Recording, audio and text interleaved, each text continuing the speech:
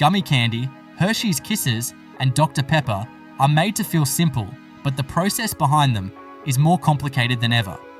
These products have undergone years of development to create the perfect factory process that simply can't go wrong. In this video, we dive into the machines and formulas that turn 3 ordinary ingredients into unforgettable products. Gummy candy pieces take shape when hot gel syrup is deposited into starch molds that already contain thousands of tiny fruit-shaped cavities. The starch trays move in straight rows beneath the depositor. Each tray is filled with dry, molding starch. Before the syrup arrives, the starch surface is pressed with mold boards that carry the reverse shape of bears, worms, rings, bottles, fruit slices, or other gummy forms. When the boards lift away, the tray holds clean impressions with soft powder walls. The depositor nozzles a line above these impressions. Hot gummy syrup flows downward in short, controlled shots. Each nozzle releases the exact amount needed for one candy. The syrup fills the cavity, rounds at the surface, and settles into the shape created by the starch. The starch supports the liquid while it cools and gels. The syrup cannot be too thin, or it will leak into the starch and lose shape. It cannot be too thick, or it will leave tails, bubbles, or incomplete corners. The depositor controls temperature, pressure, shot size, and nozzle timing, so every cavity receives a clean fill. Before depositing, the gummy mass is cooked in a syrup system. Sugar, glucose syrup, and water enter a heated vessel. The mixture begins as a clear liquid. Heat dissolves the sugar and drives away some moisture. The syrup becomes thicker, heavier, and more reflective as the solid's level increases. A gelling ingredient is prepared separately. Gelatin is one of the most common systems for chewy gummies. It must be hydrated before it can work properly. Gelatin powder is mixed with water and allowed to swell.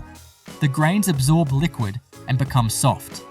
This hydrated gelatin later dissolves into the hot syrup and forms the elastic structure of the candy. Some gummy formulas use pectin, starch, agar, or other gelling systems instead.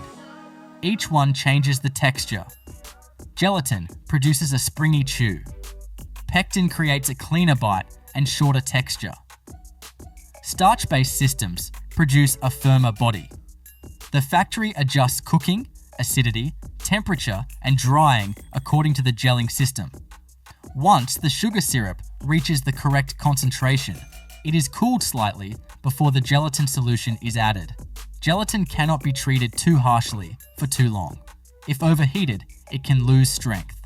The mixing system folds it into the syrup until the liquid becomes uniform and smooth.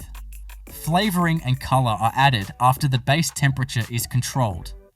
Fruit flavors are metered into the syrup through small dosing lines.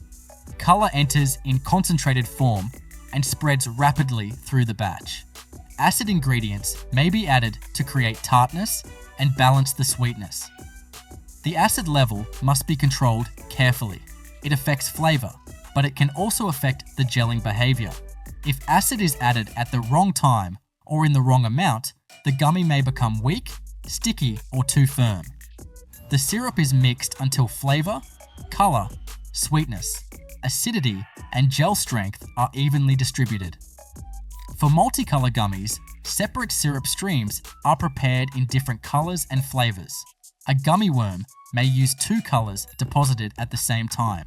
A ring may have one color on the outside and another flavor note in the center. A layered gummy may receive one syrup first, then another syrup over it, after partial setting. The depositor handles these formats with multiple nozzles or divided channels. 2 colored syrups can flow into the same cavity side by side. The liquids meet, but do not completely mix if their viscosity and timing are controlled correctly. The result is a single gummy with visible color separation. After depositing, the filled starch trays move into setting rooms or curing tunnels. The syrup cools and begins forming a gel. The candy changes from hot liquid into a soft, elastic solid. The starch around it absorbs some surface moisture and helps the piece hold its shape. The trays stack into tall racks or move through controlled chambers. Temperature, humidity, and time shape the final chew. If the gummy dries too quickly, the outside can toughen while the center stays weak. If it dries too slowly, the pieces remain sticky and fragile. The curing stage creates the balance between soft center, firm surface, and elastic bite. During curing, moisture moves gradually from the candy into the surrounding starch and air. The sugar concentration increases slightly. The gel network strengthens. A freshly deposited gummy is too delicate to handle. A cured gummy can be separated, cleaned, coated, and packed. Once curing is complete, the trays enter a starch mogul discharge section. The tray inverts or tips, releasing the gummies and starch together onto a vibrating screen. The dry starch falls through the screen. The gummies remain on top and continue forward. The recovered starch is not wasted inside the process. It passes through drying and conditioning equipment. Moisture picked up from the gummy syrup is removed. The starch is sifted to remove lumps and broken candy pieces. Then it returns to the tray filling section for another molding cycle. The released gummies are still coated in fine starch dust. They move through brushing, tumbling, and air cleaning equipment. Soft brushes loosen powder from the surface. Airflow carries dust away. Vibrating conveyors shake starch from grooves, edges, and small details. The gummy surface now becomes visible. Bears show ears, legs, and rounded bellies. Worms show ridges and color bands. Rings show smooth circular edges. Bottles, fruit slices, cubes, and other shapes retain the mold details created in the starch. After starch removal, the gummies may receive a finishing coating. For a shiny gummy, they enter an oiling drum. A very small amount of food-grade oil or glazing agent is added as the drum rotates. The gummies tumble over one another, picking up a thin surface film. The oil coating prevents sticking and gives the candy a bright finish. Too much coating would make the gummies greasy. Too little would allow them to cling together in the bag. The drum speed and coating amount are controlled, so the surface becomes glossy but clean. For sour gummies, the path is different. The cleaned gummies enter a sanding drum. A mixture of sugar crystals and acid powder is fed into the rotating drum. The gummies tumble through the blend. Their slightly tacky surface picks up the sour sugar coating. The coating must stay dry and free-flowing. Sugar clumps would create uneven patches. Acid level controls the sharpness of the bite. The drum distributes the crystals over every surface, while excess powder falls away through screens. Some gummies are filled. In that process, a gel center or syrup filling is injected during depositing or added through a co-depositing nozzle. The outer gummy syrup forms the shell, while the inner liquid or soft gel enters the middle. The balance between shell strength and filling viscosity keeps the piece from leaking during curing and packing. Foam gummies use another system. Air is whipped into a portion of the gummy mass before depositing. This aerated layer becomes lighter and opaque. It can be deposited under or above a clear gummy layer. The result is a two-texture candy with a springy clear part and a softer foam part. After coating or finishing, the gummies move through inspection. Vibrating conveyors spread them into a thin layer. Cameras check shape, color, broken pieces, missing details, coating coverage, and fused clusters. Metal detectors scan the product stream. Pieces outside the programmed limits are rejected automatically. The accepted gummies move into holding hoppers above the packaging line. If the product is a single flavor, one hopper may feed directly into the weigher. If it is an assortment, multiple colors and flavors feed from separate hoppers into a blending system. Blending must be gentle. Gummies can deform if squeezed or dropped too hard. They are heavier and softer than hard candy, so shoots are smooth and drop distances are controlled. Vibrating feeders meter each color. or shape at the correct ratio. Hershey's Kisses form their pointed shape when tempered chocolate is deposited as a precise drop onto a moving cooling surface. The depositor does not pour the chocolate into deep bar molds. It releases measured drops through nozzles that open and close quickly. Each drop lands with a rounded base, rises into a small peak, and holds that profile as the chocolate begins to set. The shape depends on chocolate viscosity, deposit weight, nozzle height, temperature, and the movement of the belt beneath it. The chocolate entering the depositor has already been conditioned for clean setting. It flows smoothly, but it is not thin like syrup. It is thick enough to stand after deposit, which allows the peak to remain visible. If the chocolate were too fluid, the drop would flatten. If it were too thick, it would tear or form rough edges as it left the nozzle. Before depositing, the chocolate moves through a tempering unit. Warm milk chocolate is cooled under controlled agitation, then gently reheated.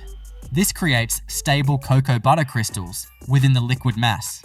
Those crystals guide the final solid structure, so each piece sets firm, smooth, and glossy. The tempered chocolate is kept moving in jacketed pipes. Warm water or controlled heating around the line keeps the chocolate in the narrow temperature range needed for forming. The flow must stay consistent from the holding tank to every nozzle across the depositor head. The chocolate itself is made earlier from cocoa, sugar, milk ingredients, cocoa butter, and fat. Cocoa beans are first cleaned and roasted. Heat changes the texture of the beans and makes the shells brittle. The roasted beans are cracked open, and the lighter shells are removed from the heavier nibs by airflow and screening. The cocoa nibs pass into grinders. Friction breaks the nibs apart and releases cocoa butter trapped inside them. The dry pieces become a dark, flowing cocoa liquor. This liquor carries cocoa solids and cocoa butter together and forms the base of the chocolate mass.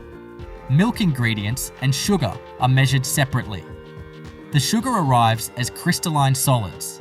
Milk powder or prepared dairy components add creamy body. Cocoa butter and additional fat adjust the final flow. These ingredients enter mixers with the cocoa liquor and combine into a thick paste. This paste is too coarse for finished chocolate. It passes through refining rollers, where pressure reduces particle size. Sugar crystals, cocoa solids, and milk particles are crushed finer. The mass becomes smoother with each pass. The goal is a texture that no longer feels gritty. The refined chocolate enters conching equipment. Heavy arms or rollers work the mass for an extended period under controlled heat. The chocolate folds slowly over itself. Fat spreads around the fine particles. The mass becomes more fluid, smoother, and better suited for precise depositing. After conching, the chocolate rests in warm storage tanks. Slow agitators keep the mass uniform. The tank prevents settling and holds the chocolate ready for tempering. From there, pumps feed the tempering system and then the kiss depositor. The depositing line moves continuously. A wide belt or mold plate travels beneath the nozzle bank. Each nozzle releases a small portion at the exact moment the position beneath it is ready. Rows of chocolate drops appear in quick sequence. The timing creates uniform spacing so the pieces can cool, release, and later feed into wrapping machines. As the chocolate drops land, the base spreads slightly. The top pulls upward into the familiar plume shape. The nozzle cutoff must be clean. A trailing thread would distort the peak. The machine uses tight valve timing and chocolate viscosity control to produce a clean point. The fresh pieces move directly into a cooling tunnel. Chilled air flows around the chocolate while it travels forward.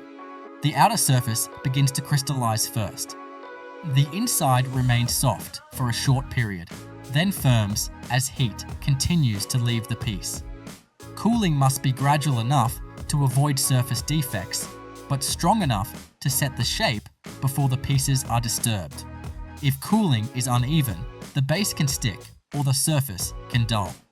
The tunnel controls temperature, airflow, and travel time, so the pieces release cleanly. As each kiss cools, it contracts slightly.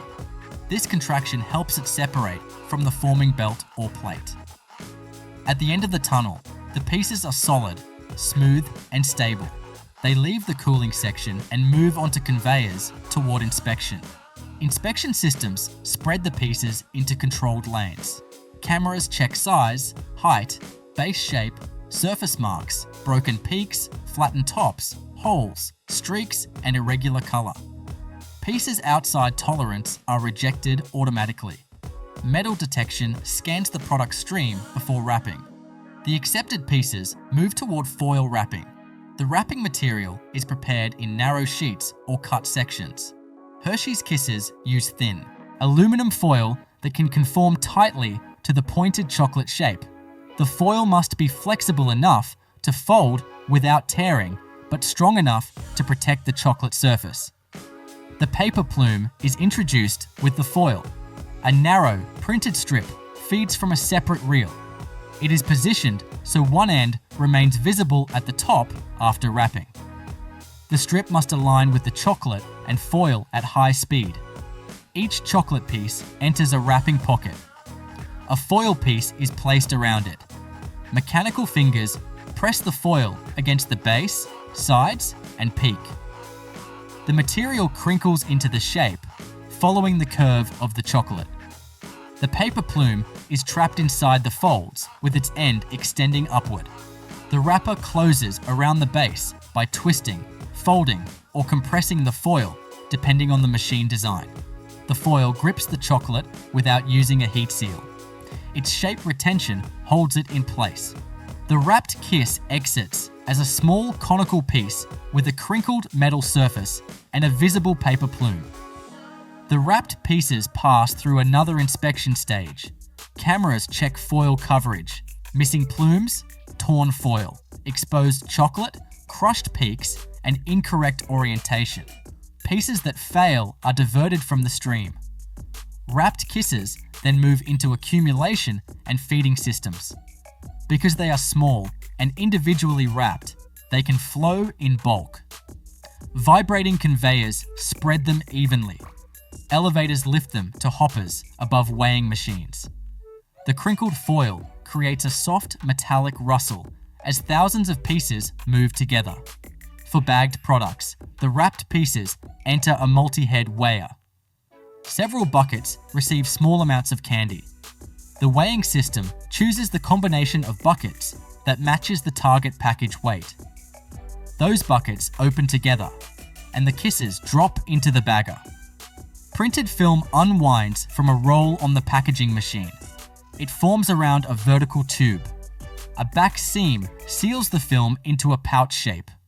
Horizontal jaws create the bottom seal. The weighed pieces fall through the tube into the open bag. The jaws close again above the candy, creating the top seal and cutting the bag free. The bag must protect the foil-wrapped pieces from moisture, dust, and handling pressure. It also needs enough internal space so the pointed candies do not crush against each other too tightly. The film seals are checked to make sure no folds or trapped pieces interfere with closure. For larger resealable pouches, heavier film forms a stand-up shape. A zipper strip is integrated near the top. The kisses are weighed into the open pouch. The top seal closes above the zipper. Cooling bars stabilize the seal before the pouch moves forward. For small seasonal or gift packs, wrapped kisses may be loaded into plastic containers, paperboard cartons, or form trays. The filling system counts or weighs the pieces, drops them into the container, and applies a lid or closure. The container then moves through labeling or coding. Dr. Pepper moves from a dark finished beverage stream into bottles and cans only after its syrup, treated water, carbonation, and container systems have synchronized at the filler. A rotary filler receives the carbonated drink through sealed stainless steel lines. The liquid is cold, pressurized, and already blended to final strength. Each bottle or can arrives beneath a filling valve at the exact moment the valve is ready. The machine does not splash the drink into open space. It controls the flow so carbonation stays dissolved and foam stays low. For bottles, the mouth seals against the valve. Pressure is balanced first. Then the valve opens and Dr. Pepper flows down into the container as a dark, glossy column. Fine bubbles rise inside the liquid, but the main stream remains calm. When the fill level reaches the programmed height, the valve shuts cleanly. For cans, empty aluminum bodies move around the filler in pockets. The drink enters quickly, but with a controlled path that reduces turbulence. The liquid stops below the top rim, leaving the correct headspace for seaming. The can moves immediately away from the filler before carbonation can escape. The filled cans enter the seamer. A lid drops onto each open can. A seaming chuck holds the lid in place while rollers fold the lid curl and can flange together. The first operation forms the seam. The second compresses it. The metal locks into a tight double seam that holds pressure without adhesive. Filled. Bottles move to capping. Caps feed from a hopper into an orienting bowl, where they turn into the proper position. A chute delivers each cap to the capping head. The head places it on the neck and tightens it to a controlled torque. The tamper band locks below the neck ring as the cap finishes turning. This final filling section depends on the beverage being prepared correctly upstream. The Dr. Pepper syrup is made in a syrup room. Treated water enters a stainless steel mixing tank first. Sweetener is added by weight or flow rate. It may enter as liquid sweetener or as sugar dissolved into the water. The agitator keeps the liquid moving from the start, so heavy syrup does not settle at the bottom. If granulated sugar is used, the crystals meet the moving water and dissolve. The tank may use recirculation, pulling liquid from the bottom and returning it near the top. The syrup becomes clearer, denser, and smoother as the solids disappear. It must be completely dissolved before concentrated flavor components are added. The sweet base passes through filtration. Fine filters remove undissolved particles that could affect valves, meters, and filler performance. The filtered syrup returns to a closed transfer path. The Dr. Pepper flavor concentrate enters through a measured dosing line. It carries the concentrated flavor system, acidity, color components, and formula ingredients. A small volume changes the entire tank. The liquid darkens as the concentrate spreads through the sweet base. Mixing continues until the tank is uniform. The agitator does not whip the syrup. It turns steadily, folding the dense liquid without pulling in air. Air in syrup can interfere with flow measurement and later carbonation, so the movement stays controlled. The finished syrup rests in a holding tank with slow agitation. Sensors monitor level and temperature. From this tank, pumps send syrup to the proportioning system only as the line demands it. The water used for final blending follows its own route. Incoming water passes through particulate filtration to remove suspended solids. It then moves through activated carbon beds that reduce unwanted taste and odor. Additional polishing stages stabilize clarity and mineral profile. The treated water is stored in stainless steel tanks. It becomes the main volume of the drink and also supports syrup making. Its consistency matters because any change in water character would affect the finished beverage. At the proportioner, the concentrated Dr. Pepper syrup and treated water meet. Flow meters measure each stream continuously.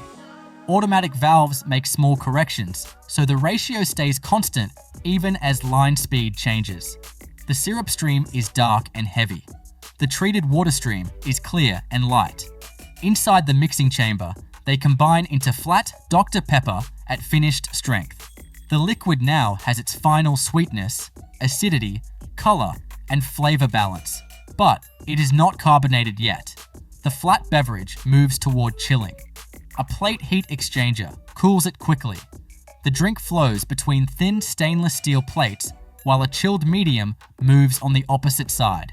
Heat transfers through the metal and the beverage exits colder than it entered. Cold liquid absorbs carbon dioxide more easily than warm liquid. It also foams less during filling. The chilling stage prepares the flat drink for carbonation and stabilizes its behavior in the filler. The chilled drink may pass through a deaeration stage. In this equipment, dissolved air is pulled from the liquid under reduced pressure or controlled contact. Tiny bubbles separate and leave the stream. Removing air helps the beverage accept carbon dioxide more consistently. The drink then enters the carbonator. Carbon dioxide flows in under pressure through diffusers or contact surfaces. The gas breaks into fine bubbles and dissolves into the cold liquid. The flat beverage becomes sparkling Dr. Pepper.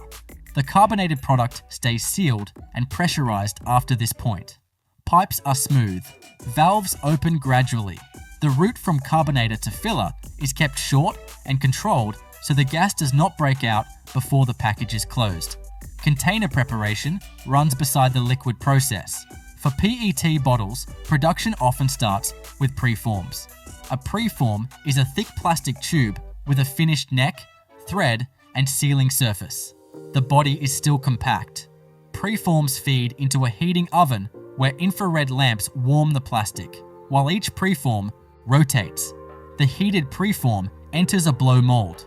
The mold closes around it. A stretch rod pulls the softened plastic lengthwise. Compressed air then expands it outward until it presses against the cold mold walls. The bottle takes shape immediately, with its base, shoulders, sidewalls, and label panel formed in one cycle. The empty bottle leaves the mold by its neck ring. Air conveyors carry it forward. Because the bottle is light before filling, air jets can move it along rails without heavy pressure on the sidewalls. Before filling, bottles pass through rinsing. Each bottle is gripped, inverted, and cleaned internally with filtered air or treated rinse water. It drains briefly, turns upright again, and enters the filler. Aluminum cans arrive already formed and printed. They are open at the top. Depalletizers unload them into lanes. Conveyors guide them to a rinser where they invert, receive filtered air, or rinse, drain, and return upright. Glass bottles follow a heavier path. They pass through inspection before filling. Cameras and light systems check the mouth, base, sidewall, and interior. Any bottle with a defect is diverted before it reaches the beverage stream. After filling and sealing, every package moves through inspection. Fill level sensors verify the amount of liquid. Cameras check cap angle, tamper band position, conceam quality, crown placement, dents, bottle shape, and printed surfaces. Any container outside tolerance is removed automatically. Cold filling creates condensation on the outside of bottles and cans. Air knives remove it. Thin, high-speed sheets of air strike the containers from different angles, blowing droplets away from lids, shoulders, seams, bases, and label areas. Bottles move toward labeling if they are not already decorated. Roll-fed label film unwinds from a large reel. Registration sensors read marks on the film. A cutter separates each label. Adhesive secures the leading edge to the bottle. The bottle rotates, wrapping the label around its body. The trailing edge seals down against the first edge. Rollers press the label flat. The label must sit straight and tight so it will not wrinkle in later packing. Shrink sleeve labels use heat instead of a wraparound glue seam. A printed sleeve drops over the bottle. The bottle enters a heat tunnel. Hot air shrinks the film tightly around the shoulders, body, and lower panel. The sleeve conforms to the container shape as it cools. Cans usually move directly from seaming and inspection toward coating and packing because the printed design is already on the metal body. Coating equipment marks each package with production information. Inkjet or laser printers apply the code to caps, shoulders, can bases, labels, cartons, or cases. A reader can confirm the mark while the package stays in motion. The containers then move into grouping. Guide rails split them into lanes. Timing screws space them evenly. Collators gather the correct pattern for 6-packs, 12-packs, trays, cartons, or larger bundles. Hard candy only has 2 useful states on a lollipop line: fluid enough to be shaped and glassy enough to hold its shape. Chupa Chups style production is built to push the candy through that transition at the exact moment a stick is inserted and locked, then isolate the finished piece from humidity so it never leaves the glassy state. The most reliable way to understand the factory is to start at the forming wheel, because every upstream system exists to feed that wheel at a stable rhythm. The forming wheel is an indexed machine with cavities that open, receive a dose of hot candy, accept a stick, close to shape, then release the lollipop. Its speed is fixed by output targets, so the candy mass must arrive at the depositor at the correct temperature and viscosity, and sticks must arrive at the inserter in the correct orientation and at the correct moment. Stick handling runs continuously. Sticks are cut to length if not pre-cut, then screened to remove splinters. A deburring or air cleaning stage strips dust because dust at the interface weakens bonding and creates voids. Sticks are then singulated into individual lanes. Singulation is a mechanical sorting problem. Sticks are light and can overlap, so feeders rely on vibration, step conveyors, and guide rails to separate them. Orientation is enforced, so the same end enters the candy each time. The stick feed ends at a pick-and-place head or pusher that inserts the stick into the cavity at a fixed depth. Depth stops are mechanical, so insertion depth remains consistent even if stick length varies slightly. Depth matters because too shallow reduces pull strength, and too deep can create internal stress rings that lead to cracking. While sticks are being fed, the candy mass is being prepared as a concentrated syrup that will set into a clear glass. Sugar is stored dry and screened, so clumps do not enter dissolving. Water is filtered and tempered because inlet temperature affects dissolution speed and cook stability. Glucose syrup is held in jacketed tanks, so viscosity stays stable for pumping, and it functions as a crystallization control ingredient. These streams combine in a dissolver, where heat and agitation create a clear solution. The target is full dissolution with no visible grains, because undissolved grains become nucleation sites that can trigger graining later, making the candy cloudy and brittle in an unpredictable way. Concentration is performed rapidly to reach hard candy solids. In a continuous system, the clear syrup is pumped through heated coils under pressure, allowing temperature to rise quickly without boiling inside the tube. A flash chamber then reduces pressure so a portion of water instantly vaporizes and exits as steam. This flash step tightens final moisture and also reduces thermal damage because water removal occurs at a lower effective temperature than extended open boiling. Final moisture content is the main structural setting. Too much moisture yields candy that stays tacky and softens quickly. Too little moisture yields candy that becomes overly brittle and cracks at the stick interface during cooling or later handling. Immediately after concentration, the mass enters a controlled cooling section. The aim is to bring the mass to a forming temperature that is still fluid enough to be deposited and shaped, but not so hot that it degrades flavor, and not so cool that it begins to set in pipes. Heat exchangers and jacketed manifolds manage this temperature precisely. At this stage, additives are introduced because many flavors contain volatile compounds that would be stripped or damaged at peak cooking temperatures. Color is prepared as concentrated solutions or dispersions and filtered so no particles clog injectors or create specks. Flavor is metered by precision pumps into the candy stream. Injection is placed after the main heat load so aromatics are preserved.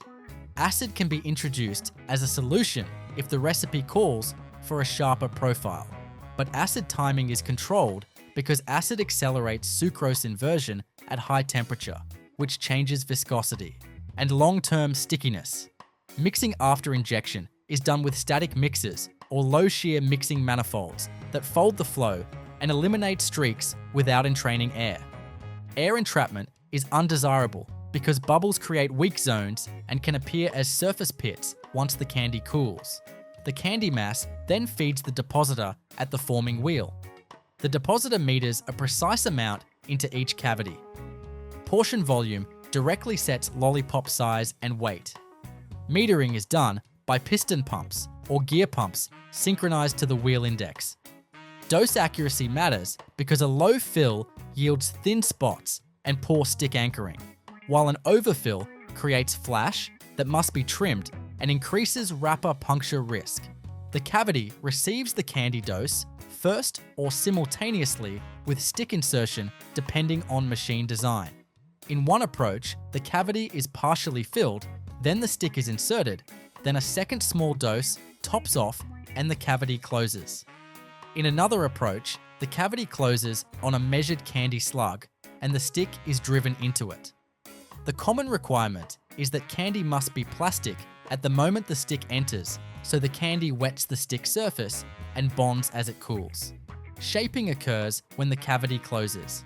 The closing motion forces candy into the spherical geometry and expels trapped air.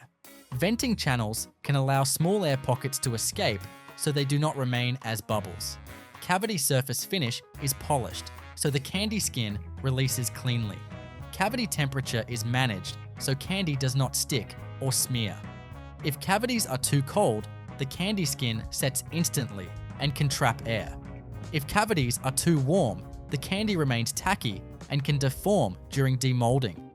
The machine therefore maintains a stable mold temperature through internal circulation. As the formed lollipop exits the cavity, it is still hot enough that the interior is not fully glassy. It immediately enters a cooling system that locks structure. Cooling is staged. The first stage sets the outer surface quickly so the shape stops flowing. This can be done with cool, dry air directed at the candy surfaces. The second stage brings the core temperature down so the entire mass crosses into the glass state. Cooling rate must be controlled because excessive thermal gradients create stress. Stress tends to concentrate around the stick insertion zone because the stick acts as a rigid inclusion and the candy contracts around it. If the outer layer contracts much faster than the inner, microcracks can form. These cracks may be invisible initially, but can propagate during shipping or when humidity changes. Humidity control in cooling is essential. Hard candy absorbs moisture from air. If cooling air is humid, a thin moisture film can form on the warm candy surface. This film dissolves sugar at the surface and then recrystallizes as a rough haze, reducing gloss and increasing stickiness. Cooling tunnels therefore use dry air. Some lines control dew point directly, keeping dew point low enough that condensation cannot form on the candy at any point in the tunnel. Once cooled to handling temperature, lollipops are demolded or released from the forming wheel and transferred to conveyors. Transfer points are designed to avoid impact at the candy head because the surface can still mark if it is too warm. Guides support sticks rather than candy heads because contacting the head can create flat spots. The lollipops pass through inspection and rejection systems. Vision systems can detect off-center sticks, incomplete fill, surface bubbles, and flash around seams. Weight checks can detect underfill and overfill. Reject mechanisms remove defective pieces before wrapping because wrapping a defective piece wastes film and creates downstream jams. Twizzlers are manufactured by converting a cooked sweet base into a plastic, elastic candy dough, shaping that dough continuously through extrusion, setting texture through stage drying and cooling, then cutting and wrapping so the ropes stay chewy and separate without sticking. The most useful place to start is the cutter, because the cutter reveals whether the upstream dough has the right cohesion and whether the rope has been set enough to hold its geometry. If the rope tears at the cut, the dough is underhydrated or too cold. If it smears and strings, the dough is too warm or too wet.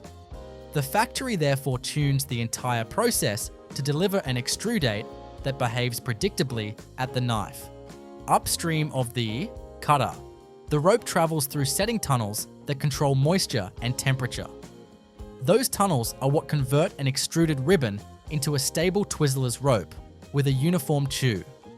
The rope exits the die warm and pliable, and its interior still contains enough water to make it sticky if packaged immediately. The setting tunnel removes a measured amount of moisture while allowing the matrix to equilibrate so the surface becomes dry enough to handle, yet the core remains chewy. Air temperature, humidity, and velocity are balanced to avoid case hardening. Case hardening creates a tough outer shell and a soft interior, which leads to cracking during bending and an uneven bite. Staged zones, warmer early zones, and gentler later zones reduce that risk. Before the rope ever reaches those tunnels, the line creates the candy dough in a cooker and mixer system designed for high solids. Sugar and glucose syrup are staged as the main carbohydrate system.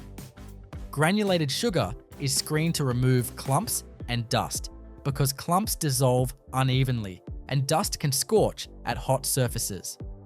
Glucose syrup is held in jacketed tanks so viscosity stays stable for metering. Water is filtered and tempered because inlet temperature shifts dissolution and cook stability. Starch and other structure-building solids are held dry and fed accurately because their hydration rate determines dough firmness later. Cooking starts in a dissolver where sugar is hydrated into a clear solution. That solution then moves to a cooker where heat drives off water and raises solids. The cook endpoint is selected so the base becomes plastic when cooled, not glassy like hard candy, and not fluid like syrup. The endpoint is typically controlled by temperature and by flow resistance in the cooker.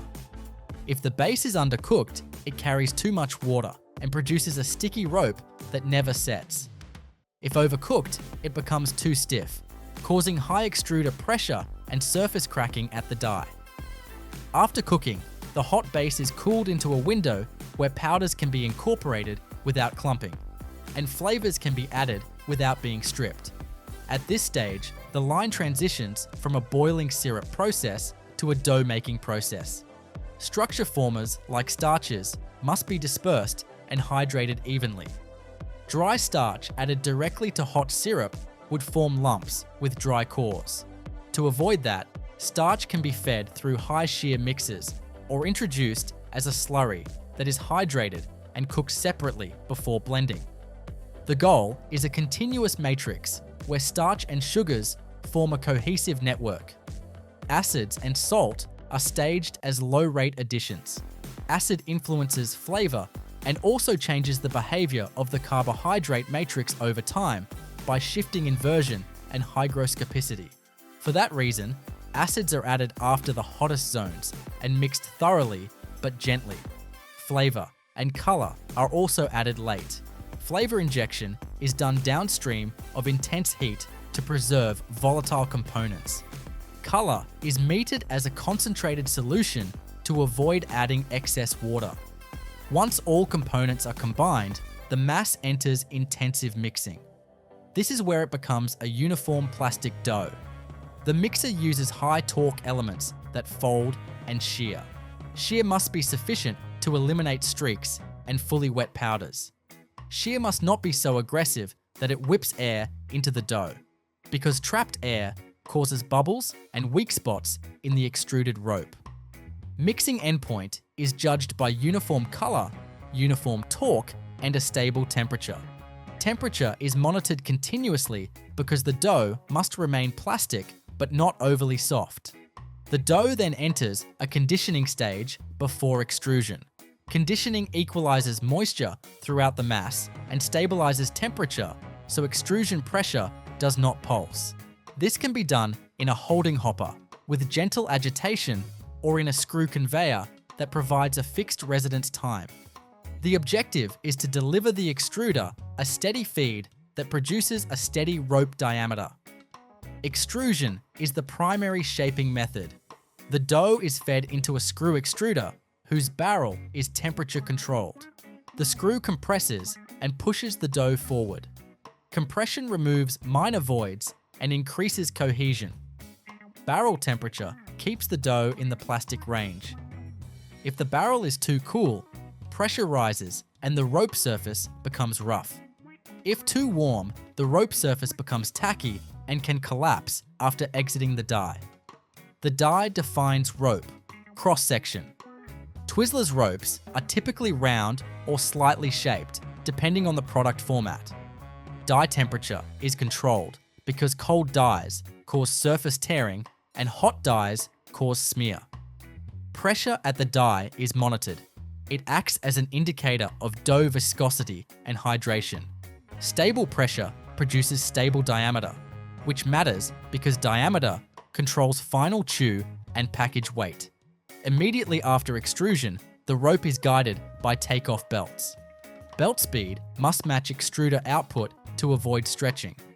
Stretching thins the rope and aligns the matrix, which can make the bite tougher and can produce uneven twist definition. The rope is supported so it does not sag, because sag introduces diameter variation and can cause twists to tighten unevenly. Twist formation, when used, is produced by controlled rotation relative to forward motion. A twisting head grips the rope or imparts rotation while the takeoff belt pulls. The twist pitch is set by the ratio of rotational speed to linear speed. A tighter pitch yields a more pronounced twist and slightly denser bite. A looser pitch yields a smoother rope and a softer feel. Twist must be consistent along the rope because variation creates weak points where the rope can split during cutting or packaging. After twisting, the rope enters the staged drying and cooling tunnels described at the beginning. These tunnels are engineered to hit a final moisture endpoint that supports chew without stickiness. Early tunnel zones focus on removing surface moisture so the rope can be handled without clumping. Later zones allow moisture to migrate from the core to the surface gradually and leave the rope at a stable water activity. Airflow is controlled to avoid whipping ropes into each other, and the rope is kept separated by lane guides. Once the rope reaches the target set, it passes to cutting. Cutting uses rotary blades, or guillotine cutters, synchronized to belt speed. Synchronization controls piece length and therefore piece weight. Blade sharpness is managed because a dull blade drags and creates strings at the ends. Stringing is a sign that the rope is still too warm or too wet. A clean cut indicates the surface has set and the interior has enough cohesion to fracture neatly at the blade. Cut pieces then go through a short post-set stage. This allows freshly cut ends to dry slightly so pieces do not stick end to end. It also allows any residual heat from cutting friction to dissipate. If a light surface treatment is used to improve flow, it is applied here. A tiny amount of neutral oil can be misted while pieces tumble gently. The oil film reduces surface friction and helps prevent sticking in the wrapper. Oil application is minimal because excess oil changes mouthfeel and attracts dust. Screening can follow to remove fragments created during cutting and conveying. Removing fragments improves pack appearance and reduces dust that can interfere with seals. Metal detection or other final integrity checks can be positioned here because product flow is stable and pieces are separated. Wrapping begins with controlled feeding into flow wrappers. Pieces are aligned into lanes and spaced, so each wrapper cycle receives one piece. Film is formed around the rope and sealed with heat and pressure. Seal dwell and temperature are tuned, so seals are strong without overheating the candy surface, because overheating can soften the rope and deform it under film tension. Film tension is controlled so it sits snug without squeezing the rope flat. Slush. Puppy-style slush is manufactured by producing a shelf-stable flavored concentrate, then engineering a dispensing system that freezes a diluted beverage into a suspension of tiny ice crystals without forming a solid block. then keeping those crystals moving so the product stays scoopable and uniform in a cup. The easiest way to understand the production chain is to start at the point of consumption, the slush machine. A slush machine is essentially a controlled, scraped surface freezer that must keep a mixture right at its freezing curve. It needs enough sugar and solutes to depress the freezing point, enough viscosity to keep ice crystals suspended, and enough agitation to prevent large crystals from growing. Everything that happens in the factory is designed to make a concentrate that, when diluted, behaves correctly inside that machine. The slush machine relies on a mix ratio that is tightly defined. The concentrate is not used full strength. It is diluted with water to a target sugar concentration. If the mix is too weak, freezing point rises and the machine produces a hard ice mass or large crystals that separate into watery and icy zones. If the mix is too strong, freezing point drops too far and the machine struggles to freeze enough, yielding a cold syrup rather than slush. That is why the factory builds the concentrate with a known soluble solids level and a known acidity, and why it specifies a dilution ratio. Concentrate manufacturing begins with water handling and sweetener preparation. Water is filtered to remove suspended solids because solids can seed haze and clog dosing valves. The main sweetener can be sugar syrup, glucose syrup, or a blend. For sugar-based concentrates, granulated sugar is dissolved in heated tanks with agitation until the solution becomes clear. Density is monitored because it defines sweetness and freezing behavior after dilution. For syrup-based sweeteners, the syrup is held warm so viscosity is stable, and metering is accurate. Acidity is set next because pH affects flavor perception and stability. Acid is prepared as a liquid solution for accurate dosing and then injected into the blending tank. pH is measured and adjusted to a narrow set point. A stable pH also helps preserve certain flavor components. Color is handled as a separate dosing stream. It is stored in tanks with gentle mixing and filtered before dosing so it remains uniform. Flavor is prepared as a concentrate that can be dispersed reliably in water.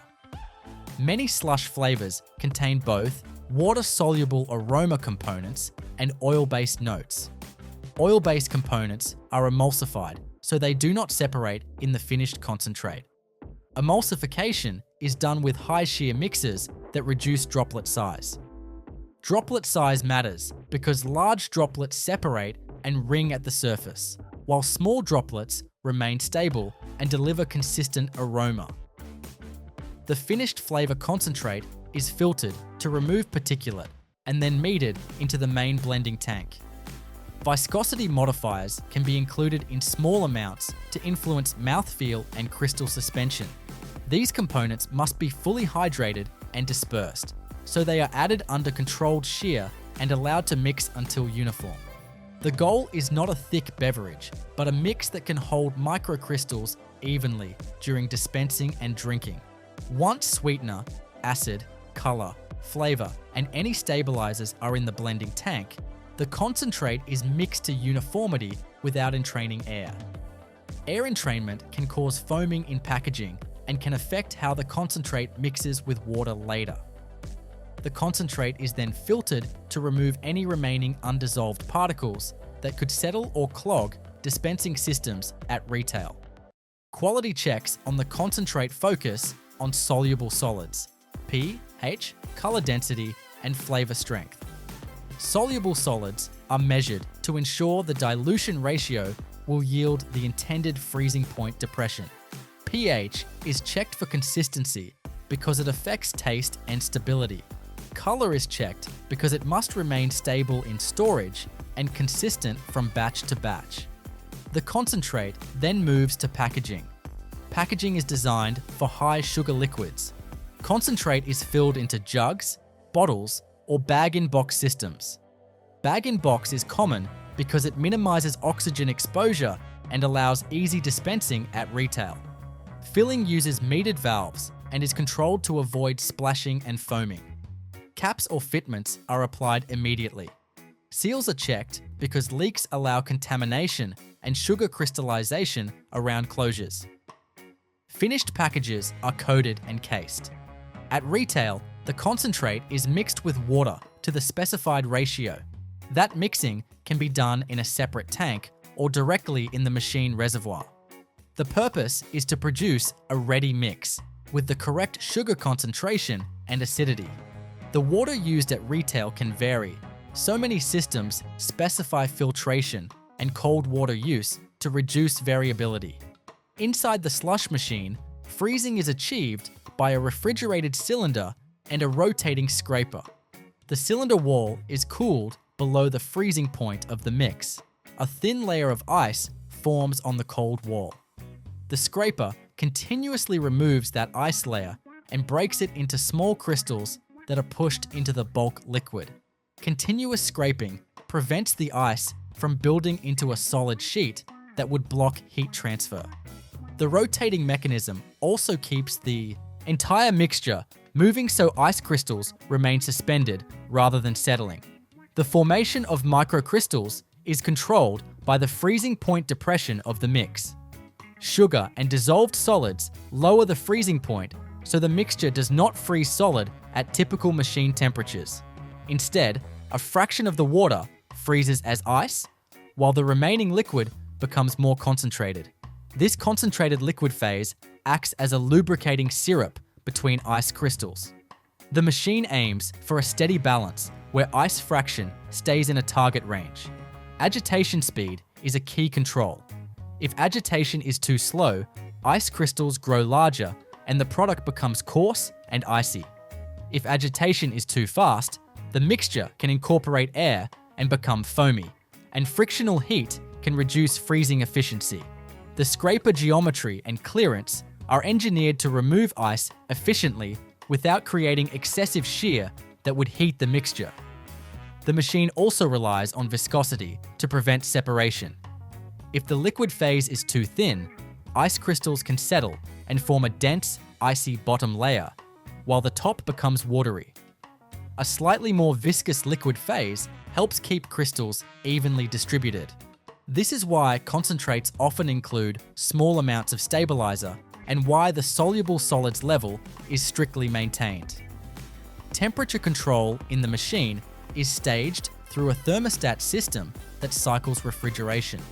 The goal is not a constant deep freeze, but a controlled temperature near the mix's freezing curve. If the machine overcools, ice fraction rises too high, and the product becomes stiff and difficult to dispense. If it undercools, ice fraction drops, and the product becomes slushy syrup. Machines often use sensors that monitor torque on the agitator as an indirect measure of slush stiffness, adjusting cooling accordingly. From a factory perspective, this machine behavior drives the formulation targets. The concentrate must produce a ready mix with a predictable freezing curve. That means controlling sugar type and concentration. Different sugars and syrups depress freezing point differently and change viscosity. The factory chooses a sweetener system that creates the desired crystal fraction at typical machine temperatures. Acidity and flavor intensity are also tuned with the machine in mind. Cold temperatures reduce flavor perception. Therefore, the ready mix is formulated with enough flavor concentration to remain noticeable when frozen. Acidity can provide brightness that cuts through cold dullness. However, acidity also affects the stability of certain emulsions and can influence syrup behavior over time. The factory balances these factors. Color stability is another practical requirement. Slush is displayed in clear machine bowls and must remain visually uniform. Colorants must remain stable under light exposure and cold temperatures. The factory filters concentrate to remove particles that would settle and create gradient bands. Maltesers begin with a brittle malt center expanding into a tiny honeycomb sphere. The center is the part that makes the product different from an ordinary chocolate ball. It is light, crisp, and porous, with a dry snap inside a smooth milk chocolate shell. The manufacturing line is designed to build that contrast in stages. First the malted center, then the rounded shape, then the chocolate layers, then polishing, cooling, weighing, bagging, and final packing. The malt center starts as a cooked mixture. Malt extract, sugar, glucose syrup, milk ingredients, and other dry components are measured into a controlled batching system. The ingredients enter mixing vessels, where heat and agitation turn them into a thick syrup. The syrup must be uniform before it can be aerated and expanded. Malt extract gives the center its toasted, cereal-like flavor. It blends into the sugar system as the liquid warms. The mixture becomes darker, thicker, and more elastic. Agitators keep it moving so the sugars do not settle or burn against heated surfaces. The syrup then moves into a cooking stage. Heat drives off moisture and concentrates the sugars. The liquid becomes more viscous as water evaporates. Its temperature and solids level must reach the correct point, because the final texture depends on how the sugar structure sets after expansion. At this stage, the mixture is still dense. It has flavor, sweetness, and malt character, but it does not yet contain the light honeycomb structure. That structure forms when the cooked mass is expanded. Gas generation or aeration creates tiny cavities inside the hot sugar malt mixture. The expanding gas pushes through the softened mass, forming a network of bubbles. The bubbles stretch the syrup into thin walls. As the mixture cools, those walls harden into a crisp, porous structure. The material changes quickly. A heavy syrup becomes a lighter foam-like mass. It is not soft like whipped cream. It is a hot sugar structure full of trapped voids. When it sets, it becomes brittle and dry. The expanded malt mass is cooled and broken down into smaller pieces. It may be formed into rough pellets, cut, screened, or milled into controlled fragments before shaping. The goal is to create center pieces that can be rounded into small balls of consistent size.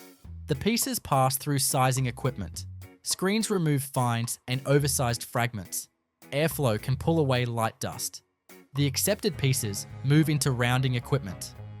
The centers tumble inside rotating pans or drums, where their edges are gradually worn down. Rounding is slow and mechanical. The rough pieces roll against each other and against the drum surface. Corners break away. Flat faces soften. Each piece becomes closer to a sphere. Small additions of binding material or syrup may help the particles build a smoother surface as they tumble. The center does not need to be perfectly polished yet. It only needs the right size, shape, and strength for chocolate coating. If the center is too rough, the chocolate shell becomes uneven. If it is too fragile, it will break during panning. If it is too dense, the final bite loses the light Malteser's texture. The rounded malt centers move through a drying and conditioning stage. Warm air reduces surface moisture and stabilizes the texture. The centers must be dry before chocolate is applied. Moisture would interfere with coating and could make the chocolate grip unevenly. Before coating, the centers are inspected and classified. Small broken pieces are removed. Oversized centers are separated. Dust is screened away. A clean, dry stream of malt balls then moves toward the chocolate panning area. Milk chocolate is prepared in a separate system. Cocoa ingredients, milk powder, sugar, cocoa butter, and vegetable fat or other formula components are mixed and refined. The mixture passes through rollers that grind the particles smaller. Refining gives the chocolate a smoother mouthfeel by reducing the size of sugar and cocoa particles. After refining, the chocolate is conched. In conching machines, heavy mixing arms continuously move the chocolate for a controlled time. The process smooths the texture, distributes fat around the dry particles, and develops the final flavor. The chocolate becomes glossy, fluid, and uniform. The chocolate must then be tempered. Tempering controls how the fat crystals form. The chocolate is cooled and gently reheated through a precise temperature curve. This creates stable crystals that help the coating set with a clean finish. Proper tempering gives the shell firmness and reduces dullness or soft texture. The malt centers enter coating pans.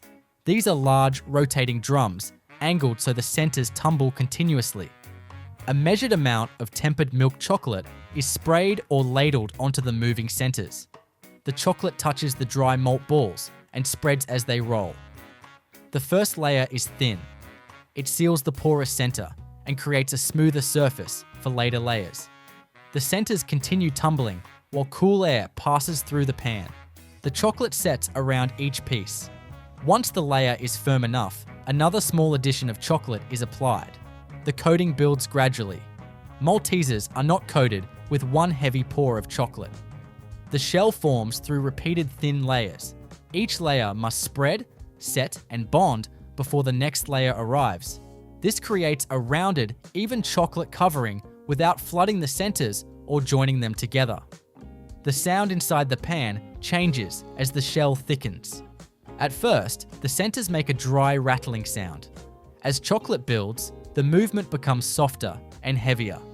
The pieces roll over one another with a smoother, duller sound. The pan speed, air temperature, chocolate temperature, and addition rate all control the shell. If chocolate is added too quickly, pieces stick together. If air is too cold, the coating can set before it spreads. If air is too warm, the surface stays tacky. The machine balances movement, temperature, and timing until each ball reaches the correct size. After the main chocolate coating is built, the pieces continue tumbling to smooth the surface. Small ridges are evened out by rotation. The shell becomes more uniform with every turn. The pieces are now recognizable as Maltesers, but they still need finishing. A polishing stage may apply a very thin finishing layer. The pieces tumble while a glazing or polishing material is added in tiny amounts. This gives the chocolate surface a smooth, lightly glossy appearance and helps reduce scuffing during packaging. The finished pieces then move into cooling. They travel through a cooling tunnel or controlled room where air removes heat from the shell. The chocolate firms fully. The coating becomes stable enough for weighing, conveying, and bagging. After cooling, the Maltesers pass through inspection. Screens remove broken pieces, dust, and double pieces stuck together. Metal detection checks the product stream. Optical systems can detect unusual shapes, exposed centers, dull patches, or oversized clusters. Rejected pieces are separated from the main flow. The accepted pieces move into holding hoppers above the packaging line. The hoppers are designed to keep the chocolate pieces moving gently. Sharp drops are avoided because the coating can scuff or chip. Controlled gates feed the product into weighing systems. Multi-head weighers portion the Maltesers into exact amounts.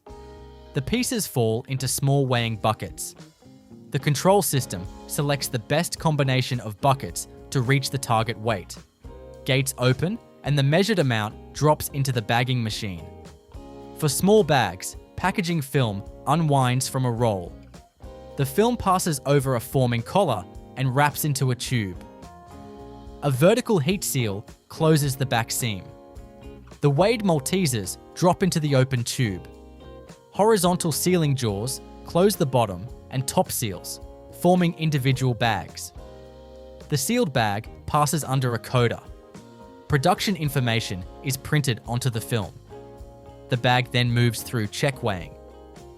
Any underweight or overweight pack is rejected automatically. For boxed formats, the pieces may be weighed into a bag first, then inserted into a carton. Flat paperboard blanks are opened into box shapes. The filled inner pack slides inside. Folding rails close the flaps. Adhesive or locking tabs hold the carton shut. Twix begins as a long sheet of biscuit dough moving toward a cutting line. The dough is built to become a crisp base. It must be strong enough to carry caramel, but light enough to snap cleanly under the chocolate shell. The process starts with flour, sugar, fat, leavening ingredients, salt, and water entering a controlled mixing system. Dry ingredients are weighed first. Flour flows from storage bins through enclosed conveyors. Sugar and smaller powders are added through separate dosing units. Each ingredient passes into a mixer in measured amounts. The mixer does not simply stir the powders. It builds a dough with the right texture for sheeting, cutting, baking, and coating. Fat is added to create the short, crumbly biscuit texture. It coats part of the flour and limits gluten development. This is what helps the biscuit break cleanly instead of becoming chewy. Water enters slowly, just enough to bind the dry ingredients. The mixer blades fold, press, and turn the mass until it becomes a firm dough. The dough exits the mixer in heavy pieces. It is fed into a hopper above a sheeting machine. Large rollers pull the dough downward and compress it into a thick sheet. The sheet passes through more rollers, each pair reducing the thickness. The surface becomes smoother with every pass. The dough sheet must reach a precise thickness. If it is too thick, the biscuit will bake slowly and make the bar heavy. If it is too thin, it can crack under the caramel layer. The sheeter controls the height with adjustable roll gaps. Once the sheet is even, it moves under cutting rollers. The rollers score and cut the dough into long, narrow biscuit fingers. Small holes may be docked into the surface. Docking lets steam escape during baking and helps prevent the biscuit from puffing unevenly. The shaped dough pieces transfer onto an oven band. The band moves continuously through a long baking tunnel. Heat surrounds the dough from above and below. Moisture begins leaving the biscuit. The surface firms first, then the center dries and sets. Inside the oven, the dough changes from pale and soft to golden and crisp. The fat melts, water evaporates, and the structure becomes rigid. The biscuit pieces shrink slightly as they bake. Their edges sharpen, and the surface develops a light toasted color. The oven has different temperature zones. The first zone sets the shape. The middle zones drive off moisture. The final zones finish the color and texture. The goal is a biscuit that is dry, crisp, and strong enough for high-speed handling. The baked biscuit fingers leave the oven and enter a cooling section. Air flows over and under the pieces. Cooling is important because caramel cannot be applied properly to hot biscuits. If the biscuit is too warm, the caramel may spread too much or soften the structure. The cooled biscuits travel in straight lanes. Conveyor guides align them precisely. The next layer is caramel. Caramel is prepared in a separate cooking system. Sugar, glucose syrup, milk ingredients, fat, and water are mixed in heated vessels. The mixture starts as a pale liquid. As it cooks, water evaporates and the sugars concentrate. The liquid thickens and develops a smooth, stretchy body. The caramel must be cooked to a very specific texture. It cannot be too runny, or it will flow off the biscuit. It cannot be too firm, or it will not deposit evenly. The finished caramel must hold its shape as a layer, but remain soft enough to bite through. After cooking, the caramel is cooled to a controlled depositing temperature. It remains warm and pumpable. Pipes carry it to the depositor above the biscuit lanes. The depositor contains nozzles matched to the spacing of the biscuits. As each biscuit passes underneath, a ribbon of caramel is laid along the top. The caramel lands as a smooth strip, following the length of the biscuit. The depositor times each flow so the caramel starts and stops at the right point. It must not hang over the ends too far, because excess caramel can interfere with chocolate coating. The caramel-topped biscuits continue forward. Cooling air firms the caramel surface. The layer becomes stable enough to move, but it remains soft inside. The product now has the basic Twix structure: biscuit base and caramel top. Some lines form the biscuit and caramel as long continuous strips before cutting. In that version, caramel is deposited onto long biscuit slabs. The slabs then pass through slitting and guillotine cutting systems that divide them into individual bars. The cutting blades must pass cleanly through caramel and biscuit without dragging the layers out of position. The formed bars are spaced apart before chocolate coating. Correct spacing matters because the enrober must cover every side without bars touching each other. Vibrating conveyors and timing belts create even gaps between the pieces. Milk chocolate is prepared in another part of the factory. Cocoa ingredients, sugar, milk powder, cocoa butter, and fats are blended into a chocolate mass. The mixture is refined through rollers that reduce particle size. This gives the chocolate a smooth texture instead of a gritty one. The refined chocolate is conched. Heavy mixing arms move the chocolate for a controlled time. The mass becomes smoother, more fluid, and more uniform. The fat coats the dry particles evenly. The chocolate develops the proper flow for coating. Before it can cover the bars, the chocolate is tempered. Tempering controls the crystal structure of the cocoa butter. The chocolate is cooled and warmed through a precise temperature curve. Stable crystals form, allowing the coating to set with a firm surface and clean snap. The Twix bars enter the enrober on a wire mesh belt. A curtain of tempered milk chocolate falls from above. Each bar passes through the curtain and chocolate flows over the caramel top, down the sides, and around the biscuit edges. At the same time, chocolate is applied from below. The mesh belt allows chocolate to coat the underside. The bar becomes fully covered. Excess chocolate drains through the belt and returns to the tempering system. After the curtain, the bars pass under air blowers. These blowers remove extra chocolate from the top and sides. The airflow smooths the coating and controls shell thickness. Too much chocolate would make the bar heavy and uneven. Too little would expose biscuit or caramel. The coated bars then pass over a vibrating section. The vibration helps remove trapped air bubbles and evens the chocolate surface. The shell becomes smoother as the bar continues forward. The surface pattern forms as the chocolate settles. Twix bars often have a slight ripple or flow texture on top because the chocolate curtain, airflow, and movement shape the coating before it sets. The ridges are not carved after cooling. They form while the chocolate is still fluid. The bars enter a cooling tunnel. Inside, chilled air circulates around them. The chocolate shell begins to crystallize and harden. Cooling must be controlled carefully. If it is too fast, the coating can become dull or crack. If it is too slow, the chocolate may remain soft and mark during wrapping. As the bars move through the tunnel, the shell changes from glossy liquid to firm chocolate. The caramel stays enclosed. The biscuit remains dry because the coating seals it from the outside. At the end of cooling, the bars leave the tunnel fully set. They pass through inspection. Cameras check shape, size, coating coverage, and surface defects. Metal detectors scan the product stream. Bars with exposed biscuit, missing chocolate, broken edges, or distorted caramel are rejected automatically. Accepted bars move toward wrapping.